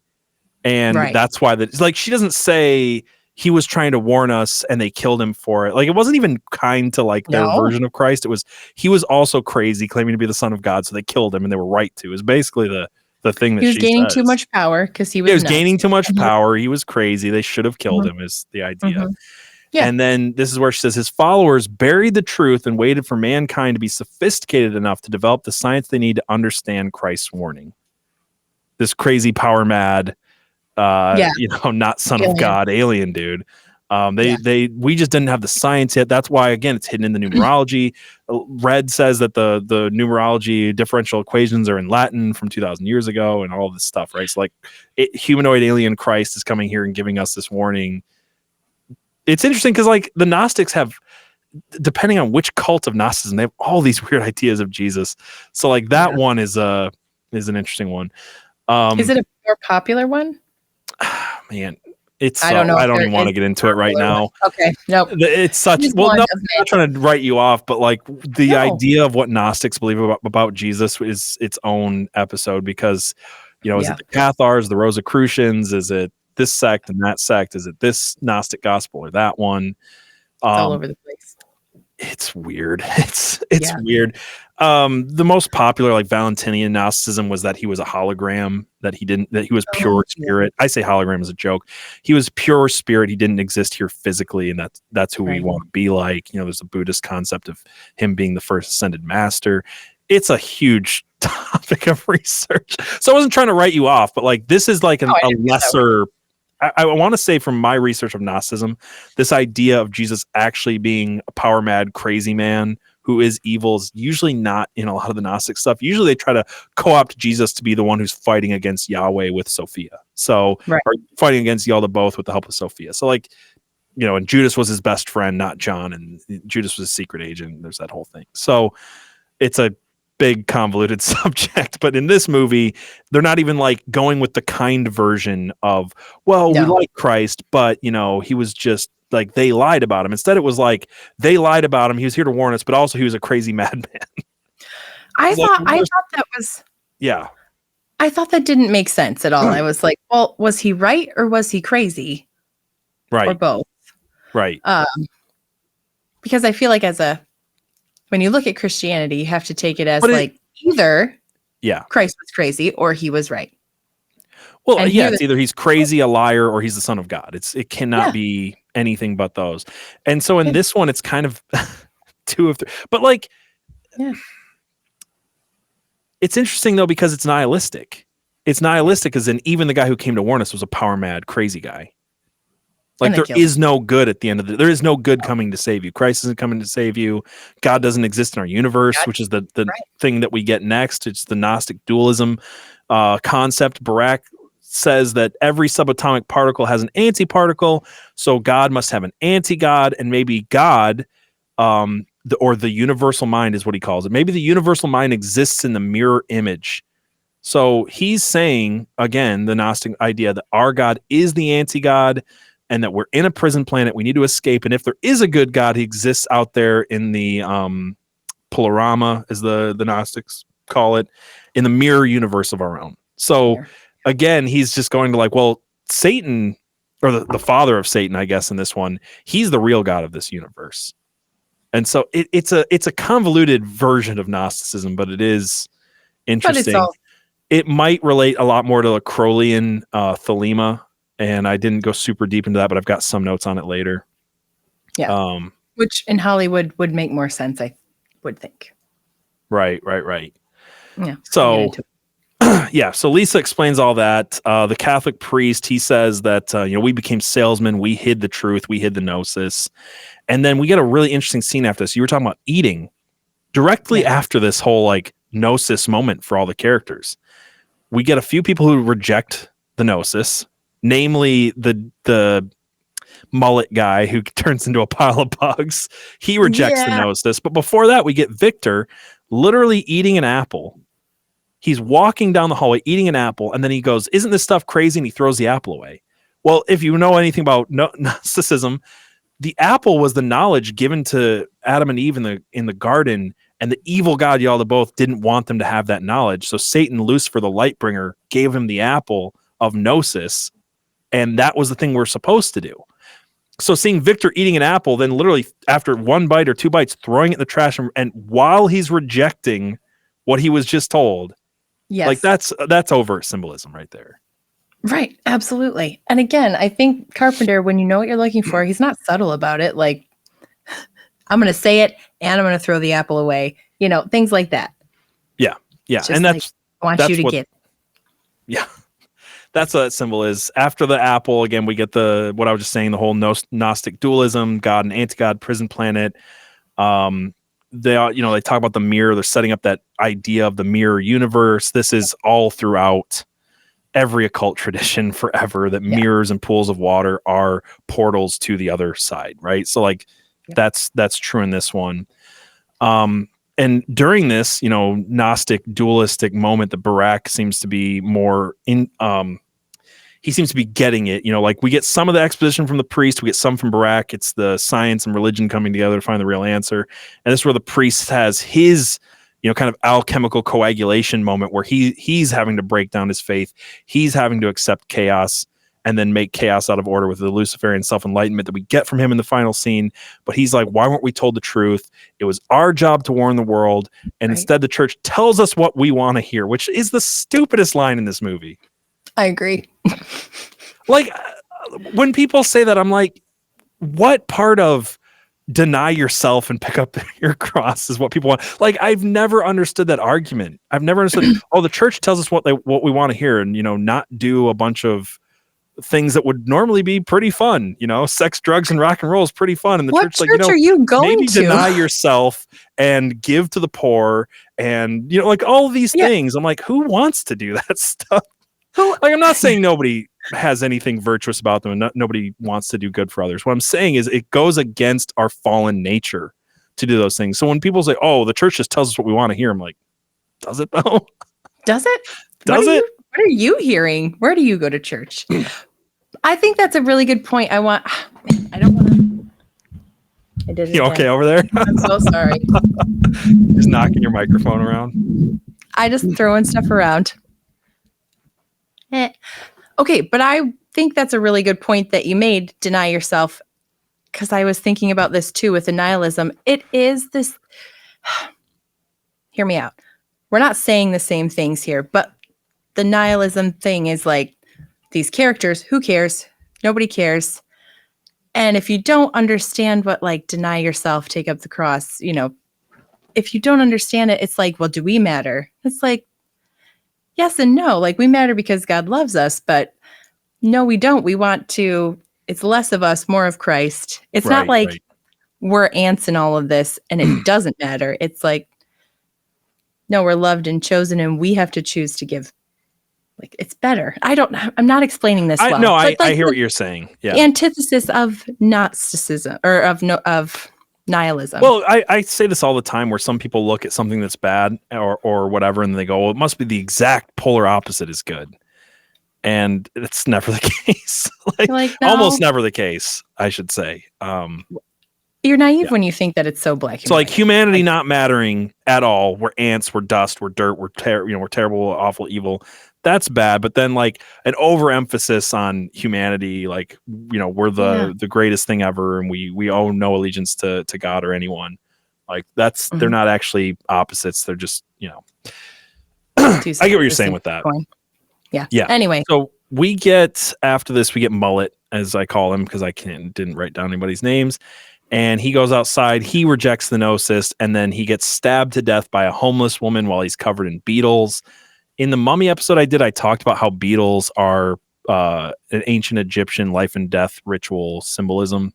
And so we literally see his death and resurrection as something evil while being taken over by beetles. So there's something there, especially because they're translating ancient Egyptian and Coptic texts and stuff like that. So exactly. I think that was probably intentional. So we have Lisa and Red after this. They're still working on the translation.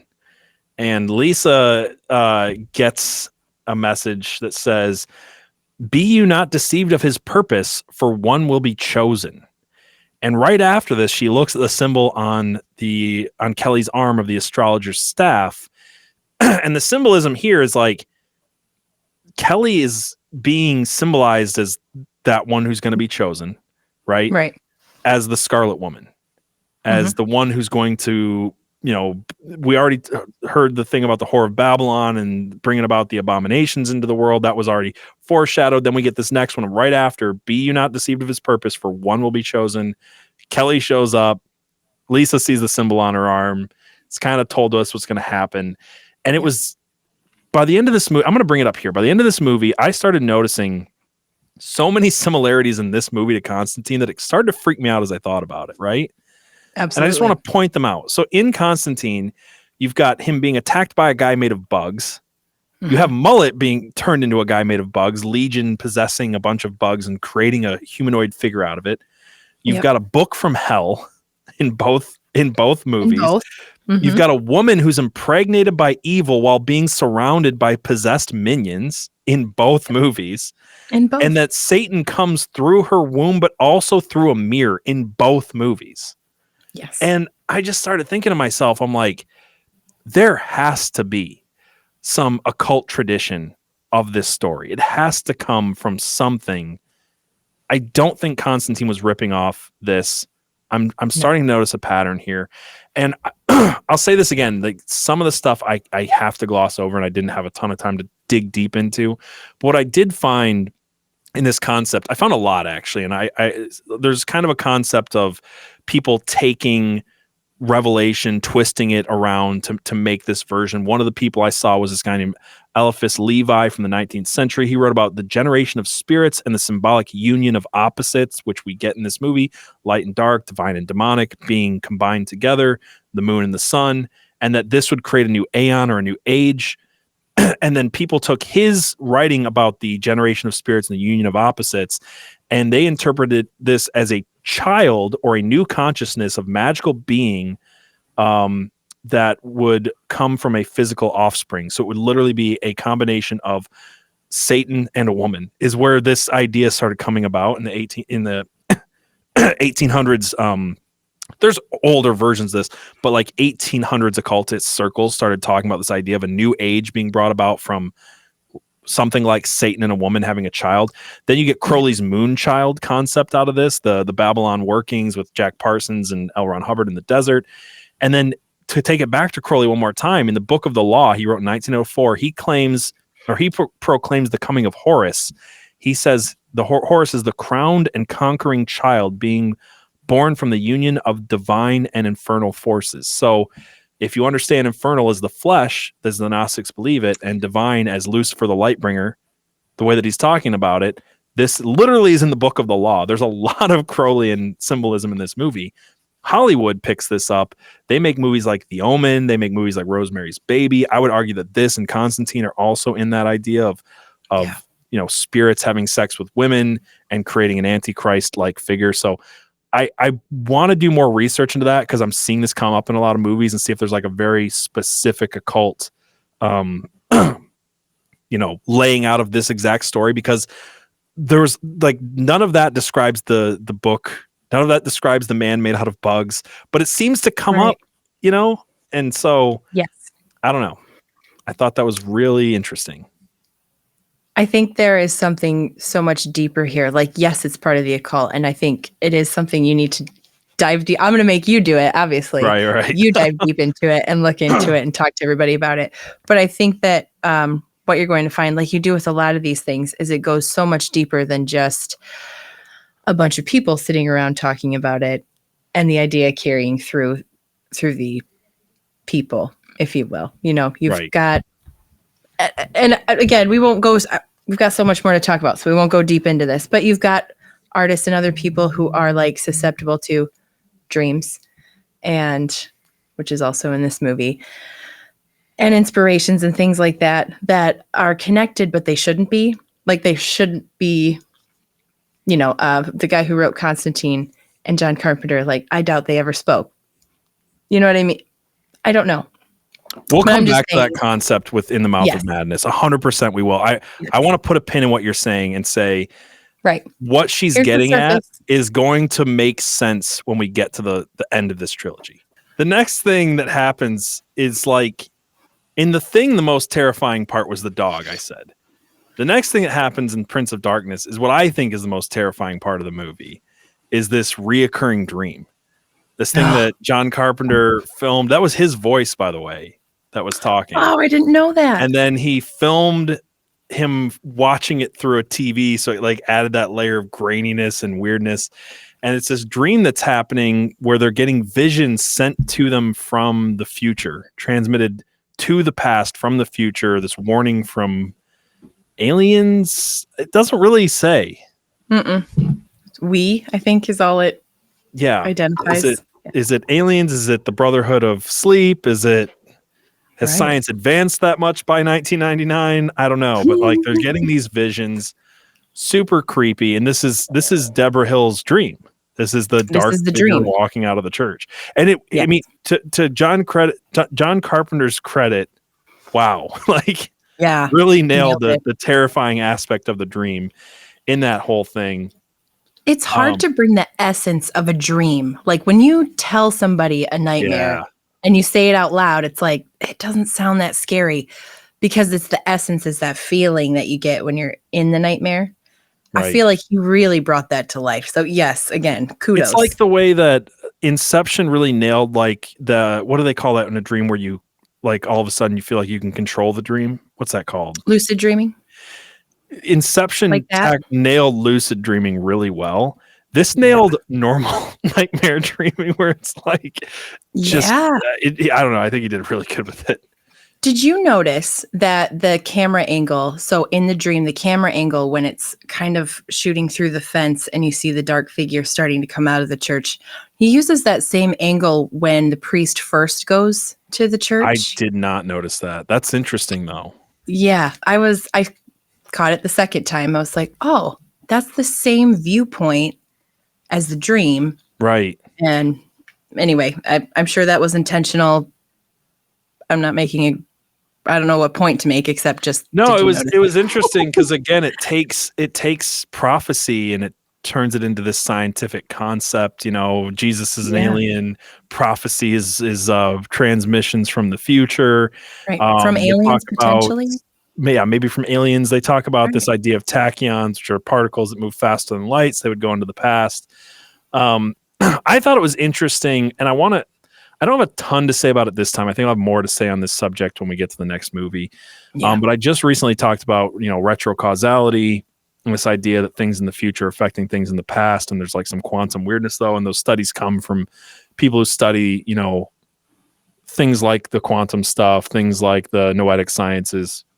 And so I thought that was kind of interesting because he makes that point in the beginning, time, does it always move forward? So like, there's not like a direct retrocausality here, except for the fact that he says, cause precedes effect, but does it always? So he's making that hint there. I thought it was a really cool part of the movie. There's not like a ton that I had to say on it other than as a film, that was like my favorite part of the whole thing. He just did it so well. But I think you said it earlier, like this is the middle child of the two, The Thing and Mouth of Madness. And I think it's got concepts from both. Seeing it, it does. Yeah. And this is setting us up for the next step, right? Like this kind of touching on retrocausality. And then we're going to go full force into it on the next one. So yeah, we'll come back to it. Prepare yourself. The next thing that happens in my notes is that Kelly talks to Red. So Blondie talks to Redhead, and she mentions that it's 3:30 in the morning, which not a mistake because this is when everything goes crazy. The 33 shows up again, and this is where everything goes nuts. 3:30 in the morning. Kelly says she's not actually okay. She shows Red the symbol on her arm. This is where you get the full view finally of that Blue Oyster Cult Saturn symbol.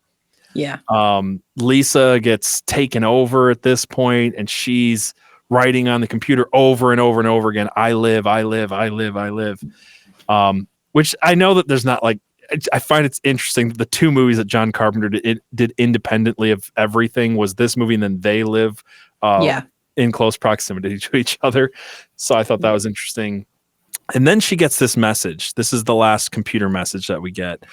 It says, "You will not be saved by the Holy Ghost," which I put in my notes, like dove crucified on the cross. Like, was that like, I don't know if that's related to like, again, the Holy Ghost. That's what it means. I think that was great. Yeah. So it says, "You will not be saved by the Holy Ghost. You will not be saved by the god plutonium. In fact, you will not be saved." And this goes back to the same concept over and over. Like John Carpenter really nails it in all these different ways. And what it's saying is, you will not be saved by religion. You will not be saved by science. Neither religion or science can save you. What's interesting about the god plutonium that I wrote down, because like that's such a weird line. Yeah. You know, it's like the god of science, god plutonium. Like, is that all it is? Is plutonium's a science thing? Pluto would be the god of the underworld. So you've also got some symbolism there of you will not be saved as above or below. You won't be saved by good or evil, God or Satan. You will not be saved. The process, this is another interesting thing I found. The process of turning uranium into plutonium is called by actual modern day scientists. The term they use for that is modern alchemy. Stop it. I'm not even kidding. When you like, there is a process for turning uranium into plutonium, and it's just called colloquially modern alchemy. And the reason they say that is because everybody gets this. I've talked about this before, and I won't rant on it too much. Alchemy was them trying to turn lead into gold. I'm like, that's such a not That's true. what they told the normies, like, so they would. That was one. That was like one alchemical thing, and depending on who you even read, if you've ever studied alchemy, it's like that. Most of those are talking about spiritual alchemy, or like turning the base of myself into something pure. It doesn't matter. My point is that view of alchemy is retarded. But what they're saying is, well, we've actually achieved something like that, and it's turning uranium into plutonium. So you've got another alchemical symbol. You've got religion and science not saving you. You won't be saved. And then right after this, Mullet comes back and he says, "I've got a message, and you're not going to like it." Not going to like it. That was the warbling. That was a really, the warbling was so creepy. Like that was well done. Falling off, not aged well, but no. The creepiness of the man made of bugs and the warbly voice was particularly good. Yes, the cheesiness of his head falling off and his right hand falling off, by the way, did not, like you said, didn't age well. But it also didn't take away from, like, hello. He just keeps, like, until they answer. It still gives me the creeps. Yeah. Probably very long time. This is where the movie, like, it's atmosphere the whole time, but this is where the movie like really gets into the horror aspect, and then it becomes more like an action ending. But this is particularly like the best stuff in the movie is all the stuff that happens at 3:30 in the morning.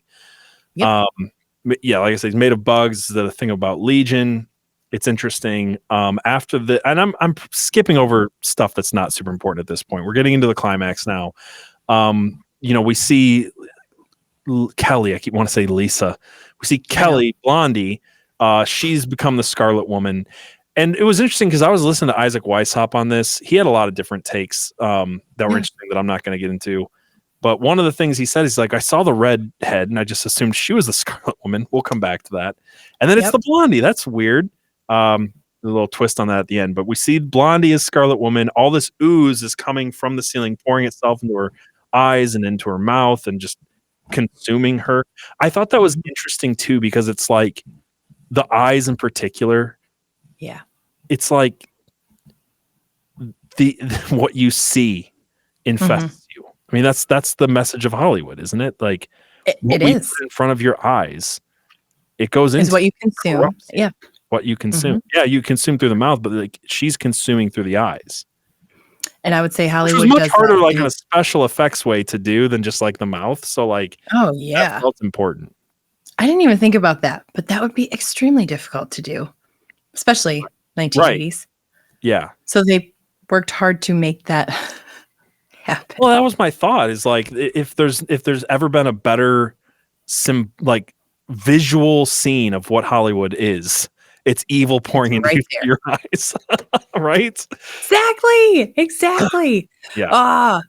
That was really good. I like that. Yeah. So she pours into her eyes. She takes on the abomination. She's the Babylon working, bring about the Moonchild. We talked about Crowley, but what else were you going to say?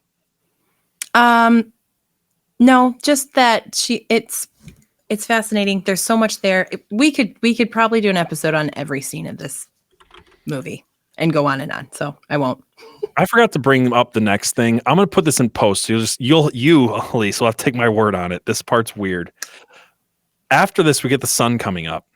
And when they look out the window to see the sun coming up, there's a building with a logo that looks exactly like the CERN logo. It's a circle of sixes.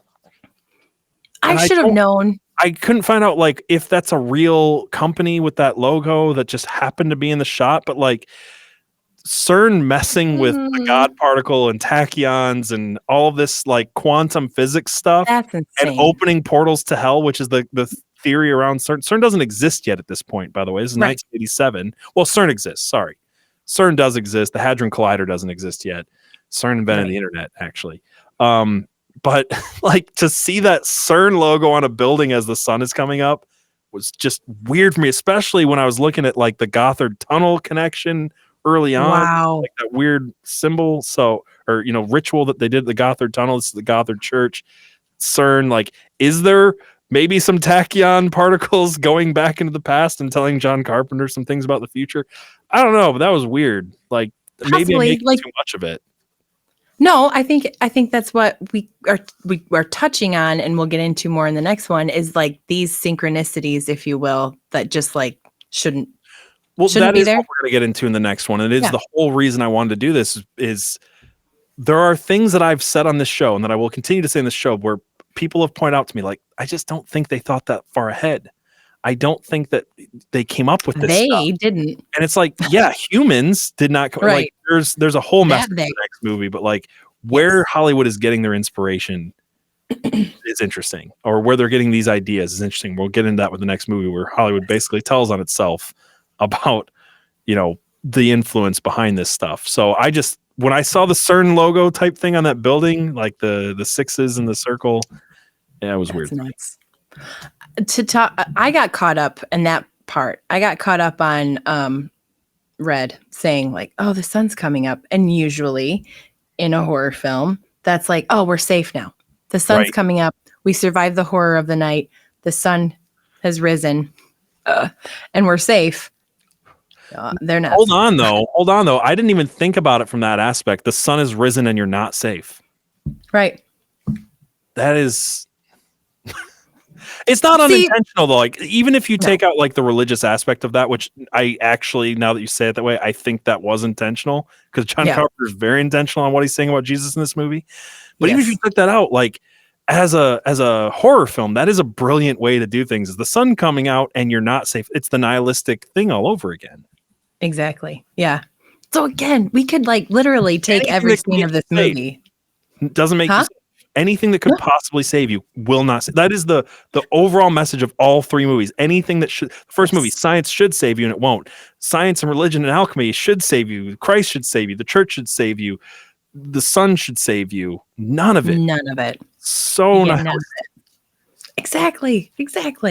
So that's what I got caught up on, but I'm glad you saw the rest of it too, because there's just so much packed into each like shot. I will, like I said, next Halloween I'll be watching this movie and I will catch stuff. I just know that that will happen.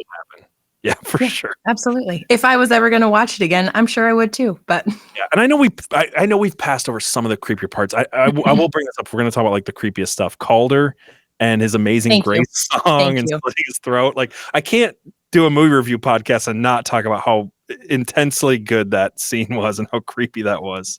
It was brilliant. I didn't watch it, but it was no. As soon as you told me earlier, though, did you have more to say about Calder? Because this would be a good time to talk about it. Yes, I'm glad you brought him up. So first of all, that part, obviously, he's coming up and he very intentionally stops. I once was lost, but no, what part did he stop at? He's like, I was blind, and instead of finishing it by now I see, he doesn't. That's when he. Yes, I was thinking the same thing. I'm like, why does he skip a line there? Yeah, but that's very, because I was blind. But there's no hope. It's another nihilistic message. Yeah. Just like I was blind. I was blind. Still am. I'm dead now. gonna be my favorite line from a movie that I hate. Sorry, I bring this up all the time. Dinner for Schmucks. I hate that movie, but there's a line where he goes, people say I'm a dreamer, but I'm not. same thing. If only he'd have just stabbed himself in the throat. It's like, Paul or John Lennon with that song. People say I'm a dreamer, but I'm not. But I'm not. That's it.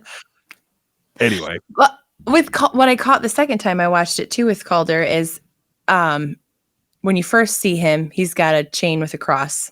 Yep. He's wearing a necklace. And then when they're on the third level, up in the science room, right after the big reveal of Jesus being an alien and all that jazz, you just watch him like take it off, and he just kind of doesn't know what to do with it. And he just... How did I miss that? I caught it the second time, and I was like, whoa. I missed that. See? Like crazy. And you just... Yeah. They don't even make it a big thing. You just kind of see him subtly take it off and like confuses what to do with it now and sets it down. Right. And then we talked about this, but I'll bring it up again. When the priest is giving him like his last rites. Yep. Yeah. He says, in the name of the Father. And then you just watch his face just crumple. Because Donald Pleasance is a fantastic actor. Mm-hmm. And he's like, that's all I can say. Like, I can't even finish this. I don't believe in this anymore. All right. We got two different times telling us the Holy Ghost is dead or doesn't exist or won't save us. We got told multiple times that Jesus isn't the Son of God and won't save us and doesn't exist. The sun's up and it won't save us. And Donald Pleasance's only thing is, if there's an anti-God, there has to be a God. It's the Gnostic message. We escape the prison planet. We get to the mirror reality, whatever, the Barbalos, the Plorama, the whole thing. And that's the only thing he has left to believe in. Yeah, exactly. That's his alchemical coagulation. That's his moment of full Gnostic awakening. Exactly. And it's before he quite literally is the one that saves him and kind of the Scarlet Woman save the day, but like he's the one who closes the portal, right? So he has to have his Gnostic moment to be the only thing that could be resembled as a hero in this movie. Yeah, maybe. Yeah, I mean, there's like really whatever that means in these. What's so funny in both this and The Thing, the best actor, the guy who sticks out the most, and look, Victor Wong is amazing too, but like Donald Pleasance's performance is, by far the best. Yes. And like they don't even give him a name. He doesn't matter. It's just kind of like what they try to do with McCready, but like I think he nailed it with this one. Yeah, absolutely. It was like he took the mistakes, if you will, that he made with McCready, which... Well, again, I've pointed out that the studio really wanted there to be a certain way that the audience viewed Kurt Russell. Oh, sure. So like that's what that was about. But yeah. Exactly. But now that he had control, he's like, this is how I really want to do it. And you see it. And then Calder... When I say he doesn't have a name, by the way, for people who are watching, I don't mean that don't remember his name like I've been making a joke with the other characters. I mean, they literally do not give him a name, even in the credits. He does not have a name. Everybody else we forget, but the priest, that's not us. That's him. Not named. Not named at all. Named. He's got a lot of dialogue for a guy without a name. A man with no name. Yeah. A dog with no name. Anyway. The only other thing with Calder was just that he was brilliant, and the giggling and the smiling and the smirking. The giggling was, it was just so spot on. And him looking in the mirror the first time. I know we're not there yet, but no, that's where I was going in the mirror. Yeah. Yeah. Like he's laughing and crying, like so happy. So it still sends shivers down my spine. He was the most confusing character, but he played it so well. He did so good. I was like, it was madness. I mean, if I had to put it into a word, it's madness. Yes. He's in the mouth of madness. Nailed it. Yeah. But he nailed it. He nailed being completely psychotic, whereas like the women are kind of just zombified and whatever. And they're creepy in their own right, but we were talking about Susan, radiologist glasses, and how she changed. Like her spreading that to Calder was very sexual, and her spreading it because like one of the lines in the movie is well, don't even try. She's married. And he's like, how married? He's like, really married. Like, she's not going to fool around with you. And then there's like that lesbian moment between her and Lisa. Yes. Like, and then like, how long do you let this woman crawl on top of you before you go, what the hell are you doing? I know. She lets her too long. Like, is Lisa maybe? I don't know. I don't know either. She's just like, well, maybe you should. Oh, but then like she's like projectile vomiting the devil juice to everyone except Calder. She like makes out with them literally. Yes, and you hear the like gurgling. Oh gosh, that was gross. That scene was, again, to bring it back to the Thing. Like in the Thing, you've got whatever, put his hand on the other guy's face, and like there's that connection moment. And in this one, it felt the same way, where like their mouths connected and transferred it that way, but it was similar. So yeah, and I wondered why with just him. Not that it matters; we don't have to dive into it. Visually, it was really cool. In the Thing, sorry, in the Thing. Yes, in the Thing. And this one, it was just visually disturbing. Yes, yeah. Diabetes when he puts his hand on. Yeah, right. Yeah. So we've got Calder looking in the mirror. Everything's gone to shit. We're skipping over some stuff. Priest is hiding, and this is his gnosis moment of Jesus doesn't, he's not who I thought he was. So while that whole thing is going on, Kelly walks into this room that they're hiding out in. She tries to reach through like a little mirror at first with her fingers and realize that's not enough to bring, Kronos back into the world. Yeah, Father. It's so creepy. Oh gosh. And then she goes and finds a big mirror, and this is interesting for a bunch of reasons. One is you've got the whole concept finally coming through of the mirror reality, God and anti-God. And she reaches through, and they literally used mercury to get this shot. Mercury's very interesting for a lot of reasons. Alchemically, mercury is, also known as quicksilver. It's a key element that represents the spiritual and flexible principle. So there's this thing called the tria prima, which is like the three main aspects of alchemy. You've got sulfur, which is soul, salt, which is body, and mercury, which is the spirit or the mind. It's part of the three, the three heads, kind of the like the trinity of alchemy. The trinity of alchemy. And so this is the spirit. This is the Holy Spirit Trinity part of the alchemy, right? So like she's reaching through this alchemical mixture into the other world, and she reaches through with her left hand. You brought it up earlier that like when Mullet falls apart, his right hand comes off. The right hand path is gone. And now we've got the full-on left-hand path to bring about Kronos, to bring about the father of Satan into this world. What were you going to say? That was the other thing with Calder, is when he does reach for the mirror, he doesn't touch it. But before Kelly comes in, he's reaching for the mirror while he's giggling and going crazy. And it is also his left hand. Right. Which again, it's like all these people are right-handed, so that's also an intentional thing. It's like if you direct someone, hey, reach for the mirror, they would use their right hand. You can use your the left hand thing is very intentional here. So she reaches through the mirror with her left hand to bring Satan into the world. She takes the left hand path. And then what's sorry, were you going to add anything to that before I get to the... Yes. Well, I just want to ask you, because I know you've worked in film and everything, so you would know they used mercury to do that.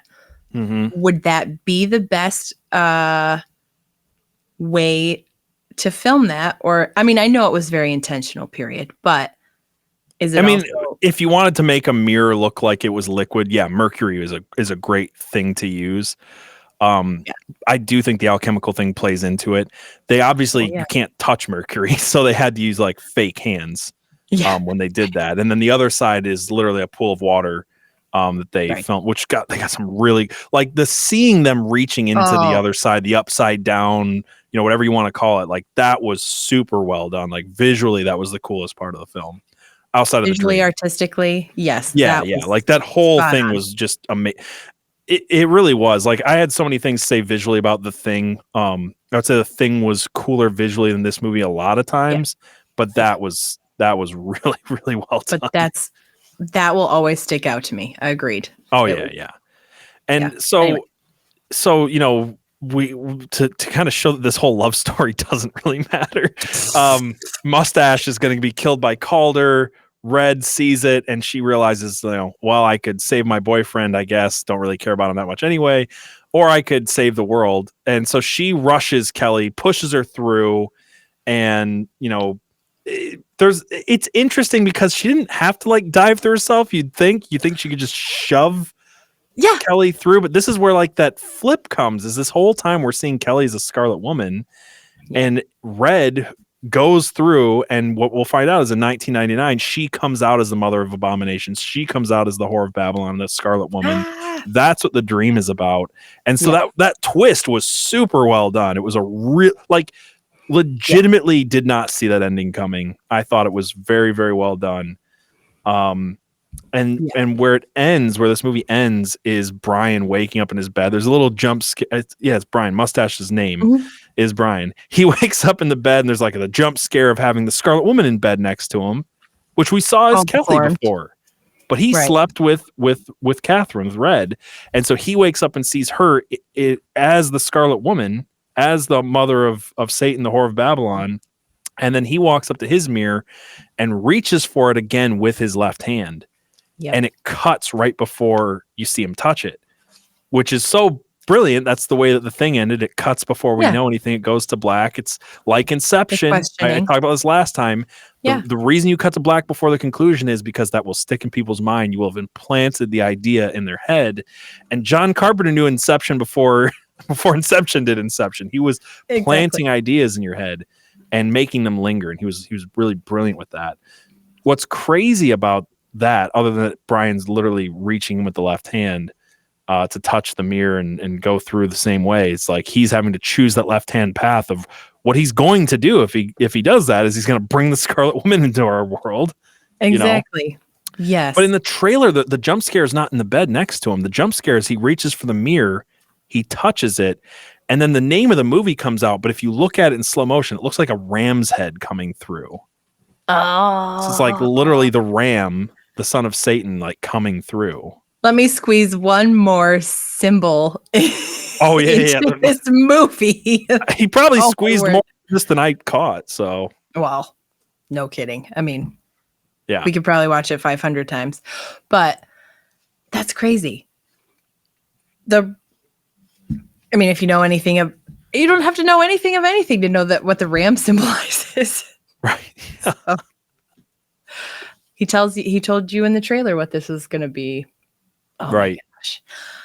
I also got the feeling, not to backtrack too much, but when just so people know real quick, there is a Bible verse where God says that he'll separate the sheep from the rams, and that he'll put the sheep to his right and the rams to his left. This is where the occult gets the idea of that as well. So the left hand bringing the ram through is also a perversion of the biblical idea. But go ahead.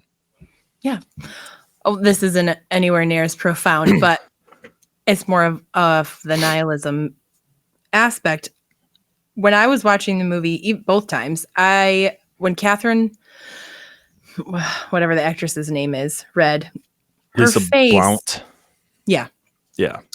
When you know she's making the decision, like, save him, go to the mirror, it still felt like she was like, I'm gonna die, or I could go and save him. It felt like it was more about her than it even was about him. Like, she still didn't care about him. She was just like, do I sacrifice myself for the world? Then I die. Yeah, no, I agree. And I don't know if that's just because she had resting bitch face like nobody's business or what. But that choice too, the last thing I want to bring up is they think they saved the world. We find out that the rest of the dream shows that this was always preordained, that it was always going to end in 1999 with her actually becoming the Whore of Babylon. And the priest who thinks he saved the day says to Barack at the end, once he says they're safe, he says, well, she died for us, which is just like another like ending of the blasphemous symbolism. Like the priest has given up Jesus. He's given up his savior that died for him, and he found a new savior that died for him. And it's the Whore of Babylon. Right. Exactly. It is wild, right? It is wild. And I also thought, again, not as deep, but I was thinking, like, you hope she's dead. Like the best case scenario. The best case scenario is that she's dead now that she comes back as the Mother of Abominations. Yeah. Right. Yeah. So anyway, no, I noticed that too. Like his faith was restored almost in the that was the thing, is he found the new faith. He found the gnostic faith through the Bible, the essence of Satan, and the whore of Babylon, and Oh my gosh. yeah, the unholy sacrament of them putting the juice into people's mouths. There's so much like symbolism here, but I've Like forceful communion? I don't know. That just it's like a blasphemous communion. I think. right.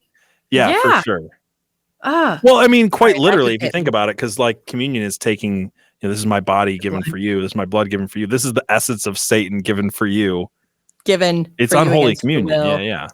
Against your will, unless you're called her, and then maybe you're kind of into it because Maybe you Susan's were. kind of, radiologist glasses. She's kind of She's cute, beautiful. but like, Who? Yeah. Sorry. I just can't get over how weirdly sexual that scene was. Maybe it went And back then to the Nathan's AIDS just messaging watching. of like, hey, That makes sense. Yeah. because Don't that do time it this. literally is a kiss spreading the disease like The AIDS. disease. They thought it Yeah. was. Hey, but again, I think Carpenter's like, Playing if you into people's didn't get fear. it, yes. Oh, that too, yeah. And also, like, if you didn't get it, let me spell it out for you this way. In some things, not everything. There's still a lot of subtlety there. Yeah, no. But it is really good. It is really good. I enjoyed this movie despite it being, this is the thing. I understand some people ask me this question, like, you literally just said this was like the most blasphemous film ever. I have to separate, but it, like as someone who appreciates really good film, really good art, like horror, things like that, you can appreciate things that are done well. And this is my whole thesis of this entire show is I think Hollywood is shoving evil, blasphemous stuff down our throats every single day. I'm a fan of movies. I know a lot of other people are. So I think recognizing what it is, rejecting that messaging, rejecting that inception of the ideas into your mind. When you do that, to me, I just still enjoy the films for films at the end of the day, which is kind of a weird thing to say. But Constantine is still one of my favorite movies. Like, which one?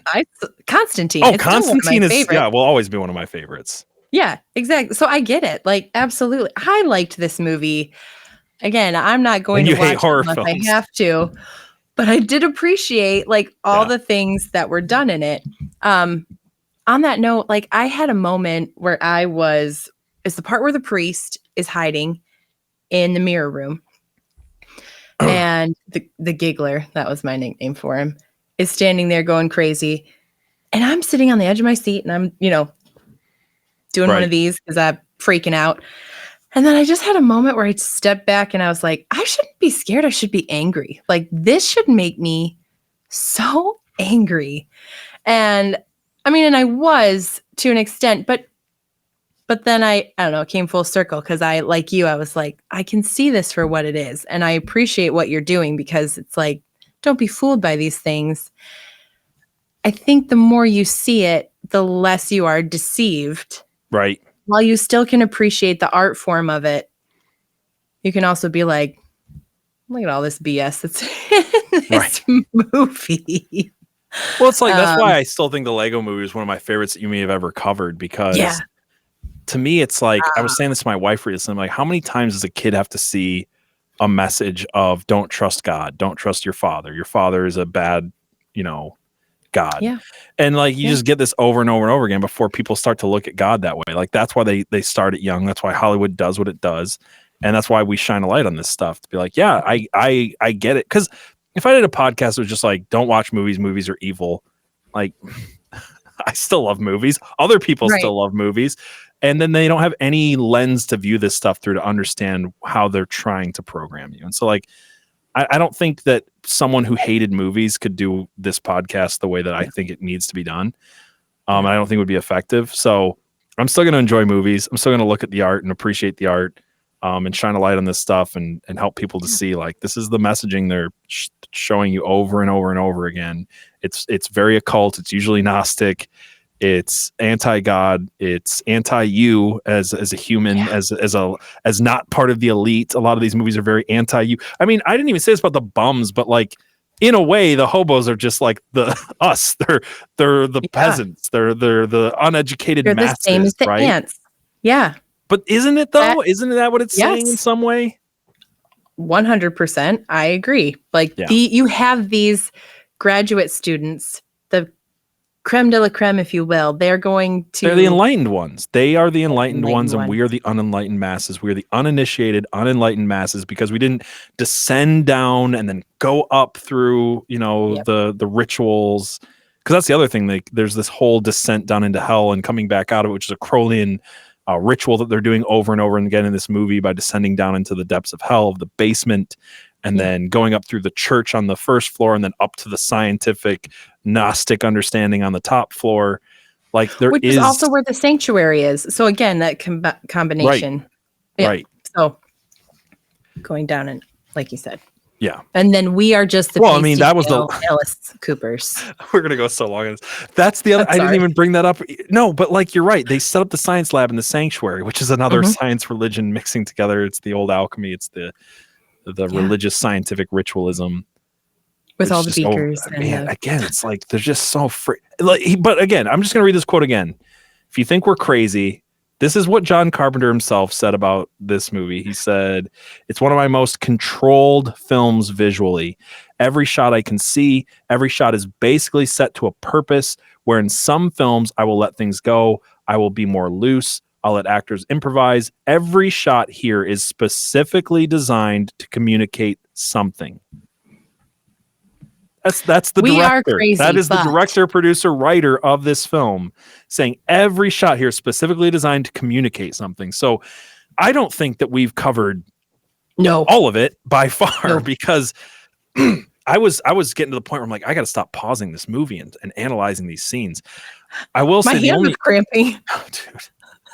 We're going to end this show soon, guys. I appreciate you guys for sticking around. I'll say two things at the end here. One is, before I watched this movie on Halloween night, I went to our brother's house and we watched a couple of horror movies. And one of them was Him, the new Jordan Peele movie. Right. I don't know how I'll ever cover it. I want to, maybe at some point, but I told him, we never paused it because I wasn't doing research for this show, but I told him straight up after the first 5 minutes, because I was going to watch the beginning and go home because I had to work the next day. Yeah. And I watched the first 5 minutes and I sat down. I'm like, screw it. I'm gonna be up till 3 a.m. because what the hell? And I looked at him. I'm like, that first 5 minutes of this movie would be an hour worth of podcasting because of all. I mean, I've never seen like this movie. Yes, The Shining is another one, but Him was like just freaking insane. So I don't know how I'll ever cover it. How many parts? Because I think that would be one singular movie where I would legitimately do it in parts. It was that crammed full. Wow. This isn't that much different. This isn't that much different. I think we covered the basics, but it had a lot. And I think that, please, if you've watched the movie, if you're a John Carpenter fan, leave comments. Let me know what we missed. I'm not doubting that we missed things.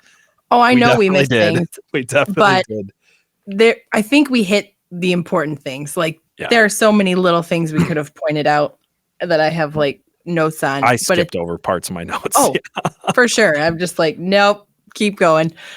So there are things that we missed, and if anybody figures out the food and Lisa, I want to hear it. Right. But I think you even told me that there's this whole like magician thing going on with Brian that we didn't get into. Darn it! That one. Okay, just Brian's a magician. That's he's playing with cards. He's the magician. Yeah. He does this magic trick later on in the movie after he sucks at cards the whole time. It's like his kind of gnosis moment where he finally does the magic, and it's interesting. There's more there. That's a really summarized version of what you and me were talking about on the phone this morning. But like I said, there's so much here that we can't get to. I know this show's already been long. I have to give you guys one quick announcement because it's really important to me. This show will come out a little over a week after we record it. So recently I started releasing my book Patch Notes Apocalypse for free on Royal Road. I've told you guys about the Patreon. The Patreon's still getting stuff minimum 2 weeks, usually a little bit more than 2 weeks ahead of Royal Road. But if you guys want to see what I've been writing and check it out, read it for free. By the time you read this, or by the time the show comes out, I think the whole first act, the whole first third of the book will be up for free on Royal Road. I'll leave a link in the description. You can just go to royalroad.com and search for Patch Notes Apocalypse. You can create an account literally just by signing in with Google. It's easy. It's free. You can read the book that way. That was always my intention with this, is to get this in front of as many people for free as possible. Eventually I'd like to have physical copies. I want to have hire a narrator do it on Audible. But you have no excuse now because it's completely free to read. So, and if you want to support it and get the stuff early, you can go to Patreon. I hate plugging my stuff in every single episode, but it's really important to me. I worked really hard on this book. I am 30,000 some words into the sequel right now, and it's starting to really flow. So it's going to be at least a trilogy when it's done. But I wanted to give you guys that. And I wanted to say thanks to Elise for doing this extra long episode late into the middle of the night, watching this horror movie over and over and over again and analyzing the crap out of it. This has been fun. And as much fun as this one has been, I keep telling you and I keep telling everybody, I can't freaking wait for the next movie. Like, it's the whole reason we've been doing this. Yeah, we're building up. These movies are building up. We've been building up to this. I just want to say, first of all, if you haven't read PJ's book, I'm not saying this because I'm a sister. I promise. He didn't put me up to this. I freaking love it. I didn't pay her. It's just nepotism, guys. It's no big deal. That's all it is. That's all it is. But read it anyway. then you can yell at me for making you read it. Read it. But I also want to say thank you for PJ, obviously, has known me a very long time, so he can... A couple of years. A few. So he can interpret my gibberish for all of you so you can understand it. And I appreciate that so very much. Like, yeah, what he said, that's what I meant. So thank you for having me back again. I can't wait to do the next one. But I'm going to try not to have any nightmares of dark people coming out of churches. I'm going to try not to have nightmares of dark people coming out of churches and John Carpenter's voice in my head, but I can't make any promises. I can't make any promises. What I will say is I appreciate you guys for being here. Don't forget to like, share, do all that nice stuff because it really helps the show grow. 5-star reviews, all that crap. But until next time, keep it real.